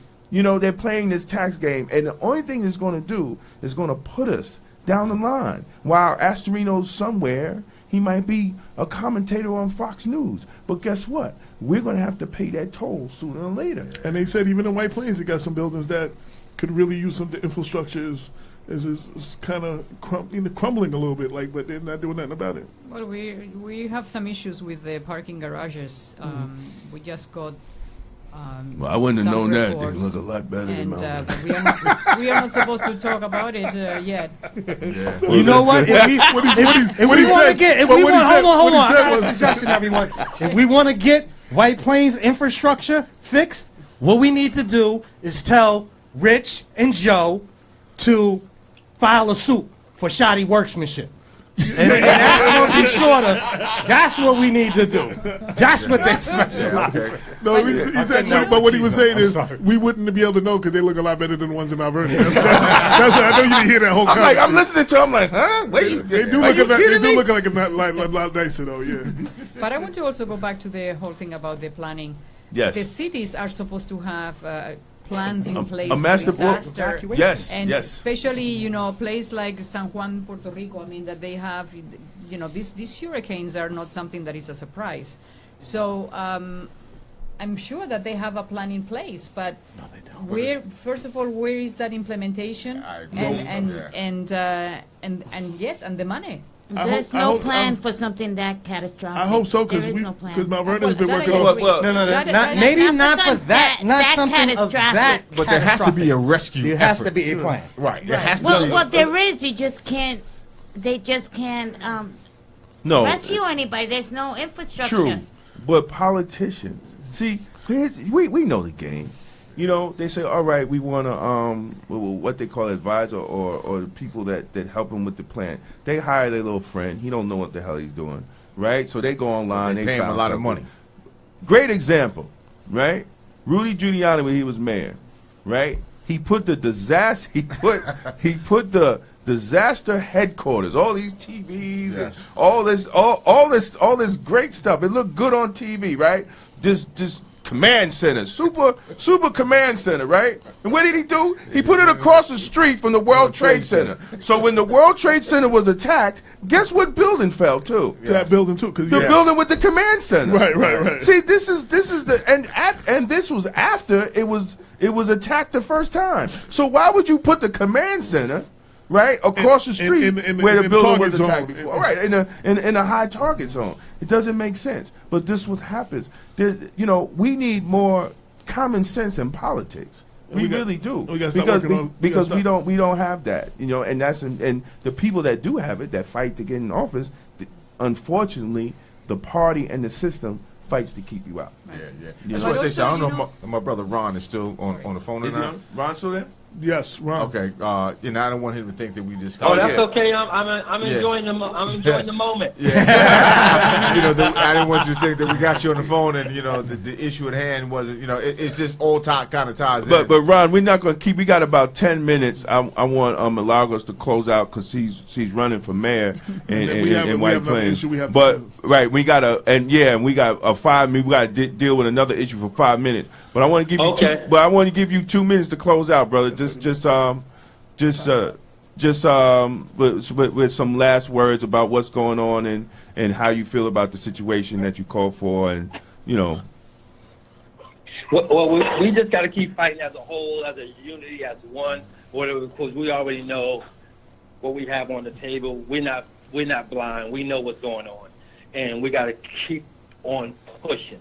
There's only a few of us are strong enough to even have a word. We need these type of voices like you, Green, and everybody else over there. We got to keep pushing. We got to keep fighting for a cause. Because if it wasn't people like us, we would be left out to nowhere for nobody to speak. So I'm glad that you guys are doing what you guys are doing, and I'm glad that you came down and represented me. And I love you, my brother, because you didn't have to do that. Love you too, brother. You felt the pain that I went through. And whatever, and like I said, no one would ever know that until they go through something like this. Absolutely. This type of situation. And I thank you, my brother, for coming down here. And it's no regrets. Like I said, we're gonna fight that to tooth and nail, whatever. That's right. And if you need, I got you. You got my number. You call me, whatever. Yes, sir. All right. Ron, and next time you need us, just don't hesitate to call. We'll be right back out there, podium and everything, getting ready to tear things up. Ron, this is AJ. Ron, this is AJ Woodson, editor-in-chief of Black Westchester. Now, the journalist in me is not going to let you go without, I don't know how much you could talk about, without updating your case to us. Where are you where are you? What's going, can you talk about anything? My last news conference, by the way, I just lost my dad 3 months ago. Oh, sorry to hear that. Oh, man. I lost my aunt 3 weeks after that. Wow. That was June 1st. June 1st, I filed a $50 million lawsuit with the city of Garden City. She died 6:30 that afternoon at Winthrop Hospital. So I've been going through it, you know what I mean? But I'm strong. Like I said, I got to do what I got to do or whatever. I think we just had one conference this week. My attorney was just speculating and told me. But, I really don't think about it. I think about family. I think about covering my mom. When my phone call comes through, I'm there to represent whatever my attorney advised me to do. And that's where I'm at with it. Okay. All right. And anything you need to get out, anything that you need assistance, as far as from the media, I mean, you got my number, brother, so, just give me a holler. Okay. Ron, I see you when I get back down, man. And I thank you so much, and whatever, like I said, keep on fighting.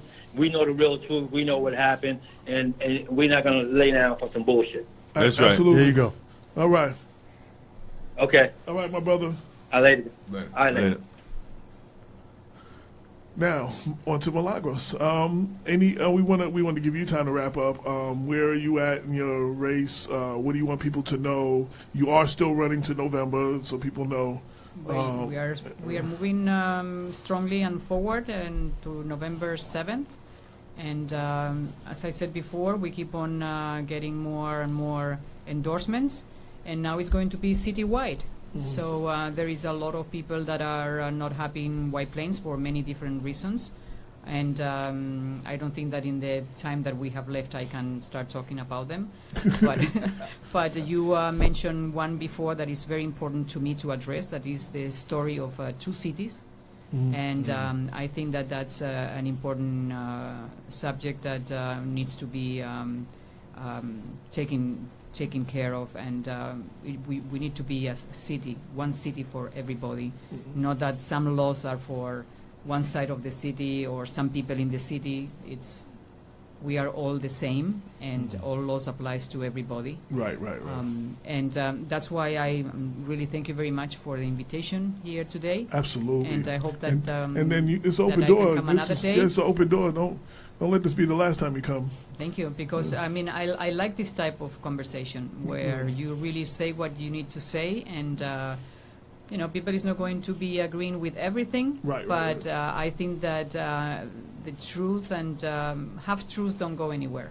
So I think that we need to have this kind of dialogue in order to be able to be part of solutions and not to keep being part of the problem.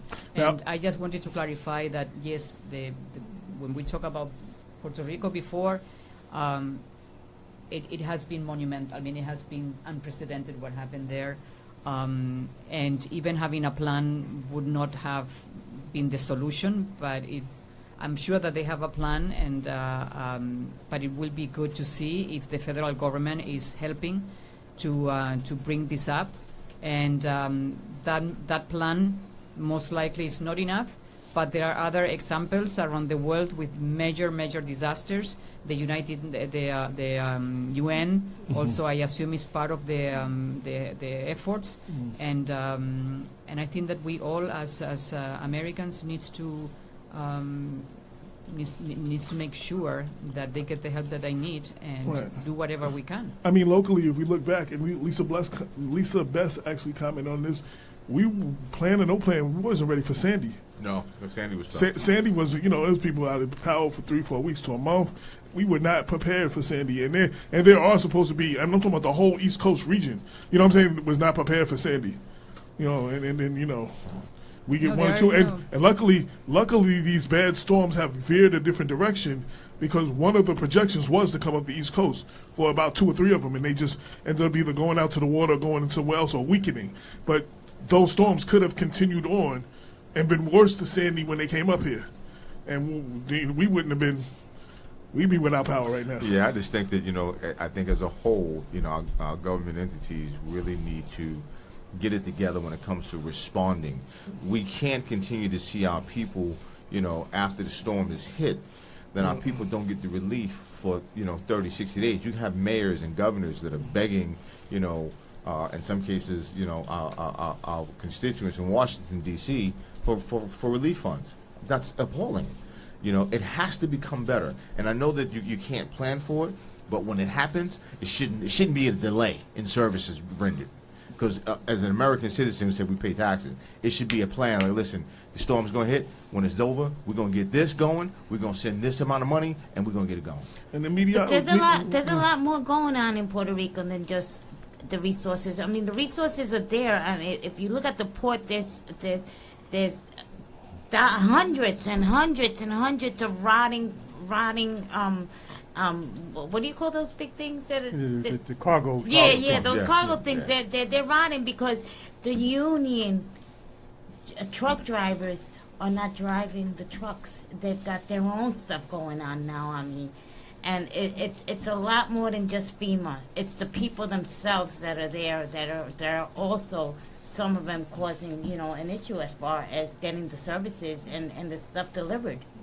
We need you to I mean, they're hiring CDL drivers from the United States. They're asking people to come to go to Puerto Rico, and they'll hire them. I'm putting you on the spot, so we need that in your columnist. But we need your insight. We want you to elaborate on that. Articulate that in the column next month, so we can share that. That's not a problem. There's a lot. There's a whole lot going on outside both sides of the story. Well, I mean, it's real talk. I bet you this, though. I think this is part of a problem.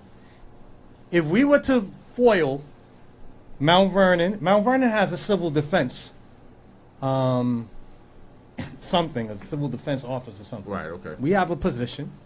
My understanding is that person's responsibility is primarily unanticipated emergencies of one kind or another.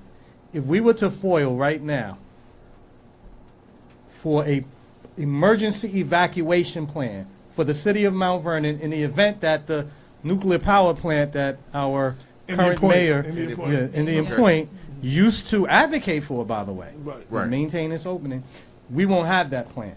And all of the other townships, some of the other townships might, but I have, my strong suspicion is Mount Vernon will be one that doesn't. And it's not only, it could be Pelham. You know, it could be all black, it could be all white, it could be everyone in between, because my strong suspicion is what goes on is, like Dee said, you hire your buddy. Right. That's what President Bush did during in 2011 when he had that dude who ran the Equestrian Association, the Horse Running Association. Now you appoint him to the head of the female. He doesn't know what he's doing. He's not making any plans, so that at least, because even the best laid plans were going to fail, right? Right. But those who don't have a plan at all are going to fail even more. But you know what's worse than what you just said? You said if we fall for that information, we won't get it? Well, wait, no. Yeah, no. If you fall for the name of the person who holds that position, I don't know if you can get it. Right. That's what I'm saying. Who's that? Right. Who holds that position? But an evacuation plan, isn't that supposed to be each resident had to know about it? Yeah, but that's my point. Because it's an emergency, right? It's an emergency, so you cannot. You are in the emergency, and now you have to learn where to go and what to do. Well, you're supposed to know that before and be prepared. Like the fire department does a little bit of that. They went through the South Side a little bit, and you know some of the houses didn't have plans, and they were working with. They do it through the whole set, but you know some of the houses on with their evacuation or how to evacuate out the house if they ever had a problem. You know what I'm saying? And you know because a lot of houses don't have that individually. So I'm going to role play this in my head if you ask me the question. Now, I'm the guy in Mount Vernon that's the head of that department, and you ask me the question, excuse me, Mr. Green, is there a plan that you can have, an evacuation plan? And you know what the response would be? Yes. I'm sorry, we didn't plan for that. Right. I'm sorry, we didn't plan for that. That's the plan. The plan is we didn't plan for that. Again, Mount Vernon has not had a master plan since 1960 in effect. Clinton tried to do one during his, but didn't get a second election, so he didn't finish. So we have been working on the no plan since 1960. Is there Office of Emergency Management up here? Is that all part of the disaster relief? I mean, is that how it works? Now, I must confess, brother, I've suggested I have more knowledge than I actually do. Okay, I'm just asking a question. In White Plains, the answer would be, we do have a plan, but I will have to get to you later. And that's after it happens. Yeah, then they'll tell you. We don't have a plan for that. I mean, the county no comment. The county was supposed to have a plan, remember, with all the buses and everything that was supposed to be evacuating people and all this. I mean, there was supposed to be a plan in place, and the cities were supposed to have also some schools where there are generators, and it's supposed to be a plan. Lisa Best said the weekly emergency test has been playing a lot, sometimes 3 to 5 days in the middle of the night. Are we being prepared? That's what she said. Prepared for what? Yeah, prepared for what? Yeah. Korea. Listen, in the middle of the night, are we being prepared? Oh, I see this comment right Yeah. I'm just saying, like, are we being prepared? Because I think I have heard it, though, because I'm usually up in them hours. But I didn't know what it was. Well, listen, man, it's been a real pleasure being able to talk to you. Yes. And listen, and let me just say, she said that was a setup. Okay. The question was a setup. What? The question I just read, are we being prepared? That was a setup. Listen, I'm going to throw this out there to you again, brothers and sisters here, for me. Listen, I've called into the show, but I've been coming up here for a little while. This is my first time. I really have to take my hat off. This is your first time on the show? This is my first time in the studio. Seriously? Yeah, that's my first time in the studio. Oh, you called in? I called in. You weren't here when everybody was here? No, he didn't come. wait a minute. Wait, you gotta understand. You understand? You understand. Darren took a like a hiatus, like I did from fighting. I see him. He's everywhere, eating corn, picking apples. I'm out here. Where you at? He like, I'm eating spinach. I took a sabbatical. But I want to say, y'all doing a kick-ass job up here, keeping people informed with the information that's out here, the guests that y'all have on the show, the relevancy. Listen, my hat goes off to you guys, man, for just keeping it 100, keeping it funky. I appreciate that, especially with all the attacks and stuff it brings with us and the hate that it, because and we want to thank Milagros for coming out. Absolutely, my pleasure. I hope that you invite me again. And you're welcome. Whenever you bring a hat next time. Yeah. Anytime you just come, let us know. Say, hey, you what got y'all doing Sunday? Hey, I need to come get the message out. Now is your ticket? Do they have the same lines you have, or just you? No, it's just all over. It's for this over for the council. I mean that we are the ticket. They have the Working Families Party. The other one has Reform and Republican. Oh, so they're still running to November. Yes, okay, but we are now in different parties. Different parties. Okay. Yeah. But that's democracy, Right. So we'll see. Well, so how do people get a hold of you? That was the question. Call me. What's your information, website? Where? Oh, you so in general. Yeah, in general. Yeah, for anyone that's people listening, listening, wants to help right. your campaign. So my website is, very simple. It's milagrosformayor.com. As you can see, I didn't want to put my last name so that then there is no confusion. So, and also I'm very accessible. So my phone number is 914-406-0048. Everybody is that Greenberg? I know what you're thinking. Wait, is that I know what you're thinking. Is that Greenberg White Plains area? Because Paul Fine is the same. My phone number is. Is that Greenberg White the area? That's Greenberg White Plains politics. It's their phone number. Yeah. They no mayors and the others down giving us no numbers out like that. No. How many people are really going to take advantage of it? And it might be quite a few. It's like, ooh, that's a hell of a phone number. Yeah.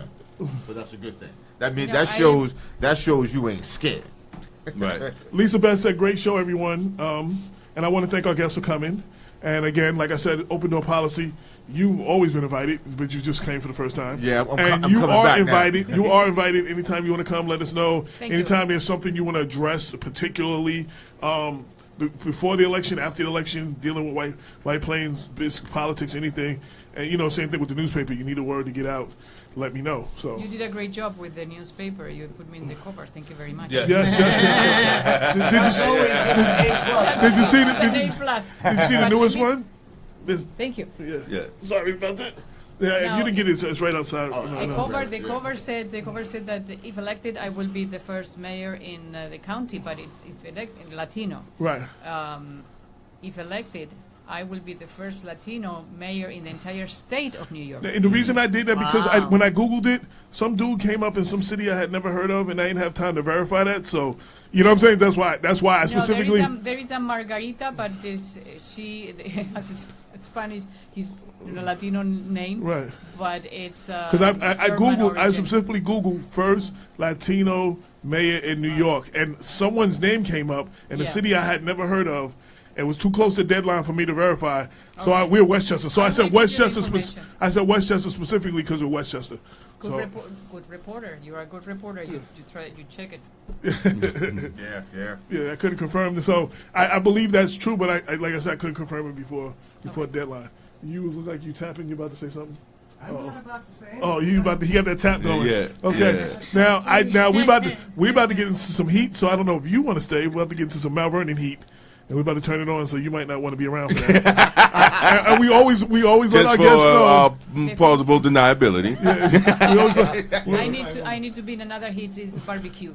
Okay. So, okay. But, thank you. Thank you so much. My pleasure, and congratulations for Thank a great you. show. Thank you.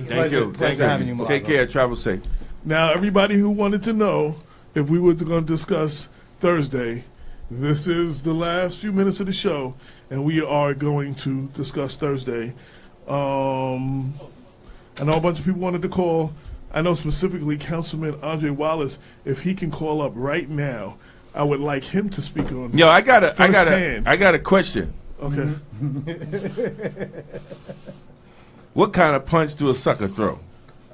A sucker punch. I saw that on the thing, too. I was going to answer that. I saw that on your page too. A sucker punch. Listen, man, page. it's unfortunate that Mount Vernon politics had turned down where they harass women and they sucker punch men. You know, this is the and kind choke out their uncle. I'm sorry, go ahead. And this is the kind of cowardly politicians and leadership that we have now. And as I said before, the Democratic Party must stand up. The pastors must stand up. Where are the council members? And the councilmen. This could have been any one of you, council members. This could have been any one of you.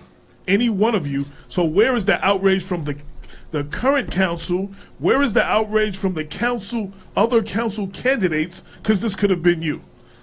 And where is the outrage from the Democratic chairman, from the party itself? Where is the outrage? Oh, somebody man. just throw me out because I'm listening attentively. Just tell me quickly. Obviously, it sounds like somebody was. So Councilman Andre Wallace went to a sitting councilman went to Republican candidate Butch Thomas, who was the mayor's brother. He went. He was having a function at a public place. Public place that wasn't closed and it wasn't private. Okay. He just went there to get something to eat. They would happen to have the thing going on. They had a clash, which ended up leading to Andre being sucker punched in the ear, and the mayor. The candidate is the mayor's brother. Whoa. The candidate, the mayor's detail throwing Andre against the wall with his back up against the wall, so he couldn't react. The mayor was present. The mayor was there. Let's be clear. But he said he was advised, though. He said he was advised. Okay, all right. Well, he was advised by the police. But his security detail was there. He was advised by his brother what happened. Wow. When he was across the street watching. Wasn't there, I couldn't understand why he had to be advised if he was watching. Because for his detail to come from across the street, his detail don't leave his side. Right. So he had to have been across the street with it. Right. We have a caller calling in. I believe that's Councilman Andre Wallace, is it? Yes, it is, but I just got a text to call you. Okay, yeah. Real quick. Well, that's great. Thank you, Andre. Real quick, we covered a lot of things that had to be covered today, and we don't have a lot of time. And I would like you to speak to whatever you can speak on what transpired Thursday night, and then we'll go from there. Oh man, Thursday night. Oh boy. Well, y'all heard the mayor and his brother's story, right? Yeah. Now let me ask you a question. Let me cut to the chase. Well, why did you go to that place? Why did you go to Maggie's that night? Did you know that Butch was having a situation, a function there? Man, why did you go to Maggie's? Because I live around the corner from Maggie's, and I always go to Maggie's to eat and get something to drink. So, what does that even matter? You know, I go to Maggie's. There's always somebody's event going on. I don't know what's going on. There's always something going on. It's band, it's upstairs, it's downstairs. It's a big place. Well, and to clear the record, it was not a private event where they had the whole of like it's private and they have the whole structure to themselves. It was not a private event. No. Okay. Maggie's never have a private event that everybody, unless they have it in the back room. Unless they have it in the back room, right? Yeah, upstairs they might have it, but even when I went to events upstairs, they still have the upstairs open so you can have drinks and bars. They don't close for nobody. Right, they take that money. They're not turning nobody away. You're absolutely right. But, so you went there. Now the story. Yeah, I saw a bunch of people there that I knew. I was saying hi to everybody, by the bar, and next thing you know, I saw Butch Thomas there, and I walked over to him. I ain't gonna tell you exactly what he said, but it was some nasty words for no reason. Then he started complaining about he had his fundraiser going on or something there, right? And then I talked to him for a second. He was like, "Don't you see the monitors? I'm gonna be the next city councilman sitting next to you." And I was like, "Okay, well, good luck with that. You got an uphill battle, being that you only had 319 votes." And then he just started going crazy from there and acting irate, and saying, "Oh, you dissing me. I'm not dissing you. You had 319 votes, but you talk about you're going to beat everybody else." I'm going to tell you the truth. Hey, So, hey, you're Andre. going to win with 319 votes. And he's been saying he's got 1,900 votes, 1,700 votes, 1,500. He didn't get more than 350 votes. Hey, Andre. Without getting into details, because it clearly is going to be investigated some way or another, or the garbage man police commissioner is going to try to push it underneath the rug, or the mayor is going to obstruct justice, and there will be an investigation of him. Without going into details, the main thing is that Butch Thomas said that you spit on him at the bar. Butch Thomas also said that Andre went up to him. That Butch said that his event was the first drink is free event, and that Andre went up to him. It all started because Andre went up to him and said, "Where's my free drink?" Butch says a lot of things. Okay, Butch said I spit on him inside. Then he said I spit on him outside. Well, asking for a drink is not a crime. He hit me because he said he hit me because I spit on him. Now he said he didn't never put his hands on me or hit me. Then supposedly he was outside and I spit on him and he wiped it off and backed up and said, "Whoa." And that's when the police detail threw me up against the wall, and that's all he know what happened. But how could the meanwhile, police he's saying detail that touch you when the mayor said he wasn't there? the mayor was standing about 20 feet away from us when all this happened, and they were looking right at. Let me ask you a question. First of all, when I was there and Bush first pushed me, okay, the detail said, "Hey, hey, hey," and I turned towards the detail, and then Butch swang and hit me. And then when I turned back to Butch, my back to him to go after Butch, the detail grabbed me from behind and threw me up on the wall. So the detail's first words was, "He ain't see nothing." If you didn't see anything, why you throwing me up on the wall? Well, I guess you wait for the report, and the detail will perjure themselves. We'd love to hear detail. Yeah, which is a crime. Perjury is a crime. And let me just say this, Damon. They refused to arrest him when I told them that, you saw him hit me, you should be arresting him. They refused to arrest him. I had to call 911 to get help. Yes. And when I called 911, the mayor knew that the police were coming. He told everybody, "Let's go." They jumped in the car. So they out. That's some gaudy shit right there. So they jumped in the car like. Oh, so that's when he was advised by the It was the mayor who said, "Come on, everybody, let's get out of here." Because he to the Batmobile, let's go. Gangster mayor, huh?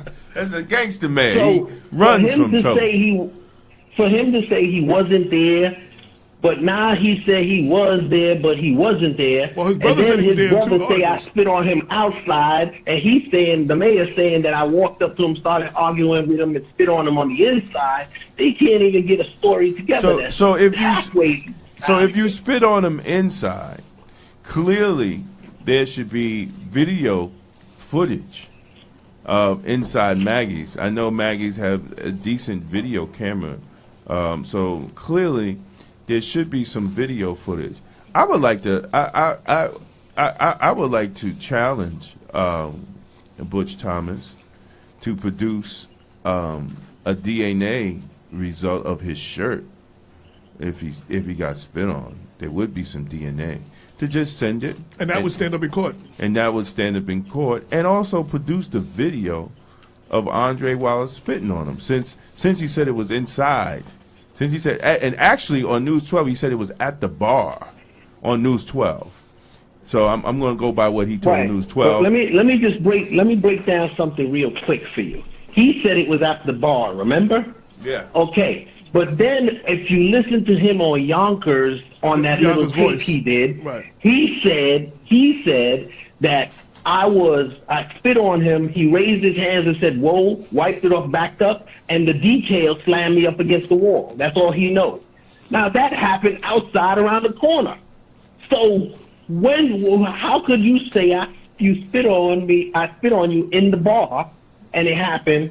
But now you said I spit on you, and the detail threw me up on the wall. Well, the detail situation only happened on the corner outside of Maggie's and Broad Street, on Broad and Granderson, because he pushed me up against the wall. Well, So then that's something when he's did going it to have to. happen? Right, that's something. Then he's going to have to explain. And for the record, for Butch trying to file charges against you, that's never going to happen. Because first of all, Mount Vernon doesn't do cross complaints. So people need to understand that. Well, are they even taking his complaint? No, they're not going to. They don't do cross complaints. No, are they taking Andre Wallace? They took his complaint. Oh, okay. See, the rule of thumb is this, and this is unfortunate. Because the first motherfucker was to told- the police She was told that gets to do the you were report. told that he was first, right? I was told that Bush got No, got because there before. because if Butch would have got there, he would have saw me. I was gonna say, so how'd you know Andre was there first? That's what I was Because I was at the police station, and I left a message for Butch with the police officers in the front. So maybe you need to ask them what I said. So So we won't the- ask you to we'll just let the police communicate that. So, but the whole thing is, Butch was not there first because I was there with Andre. Well, they're trying to put the word out that he is. Maybe they're gonna try to cover that up too. I'm just Then saying. then they're gonna have to change the camera system in the lobby. They're gonna have to do a lot. Okay. But you understand? Well, I just want last to say one words. Last words. Go ahead. Yeah, I'm gonna say real quick. I'm gonna just wait to watch the police do what they do. But I promise you this: I have a surprise when they come out with the wrong information. No more need to be said. No more need to be. Never mind, Andre. No more need to be said. No more need to be Sorry, said. don't mean to cut you off. Coming to the end of the show, we want to thank everybody for listening. You are listening to Black Westchester presents the People Before Politics radio show every Sunday 6 to 8 on InTheMixRadio.com. You could be doing anything else, but you decided to ride with us, and we greatly appreciate it. Until next week, peace. 22 million black victims of Americanism are waking up, and they're gaining a new political consciousness, becoming politically mature. And as they develop this political maturity, they're able to see the recent trends in these political elections. Any minority that has a block of votes that stick together is in a strategic position. Either way you go, that's who gets it. You're in a position to determine who go to the White House and who stay in the doghouse. You're the one who has that power. You and I have never seen democracy. All we've seen is hypocrisy. When we open our eyes today and look around America, we see America not through the eyes of someone who has enjoyed the fruits of Americanism. We see America through the eyes of someone who has been the victim of Americanism. We don't see any American dream. We've experienced only the American nightmare. We haven't benefited from America's democracy. We've only suffered from America's hypocrisy. And the generation that's coming up now can see it and are not afraid to say it.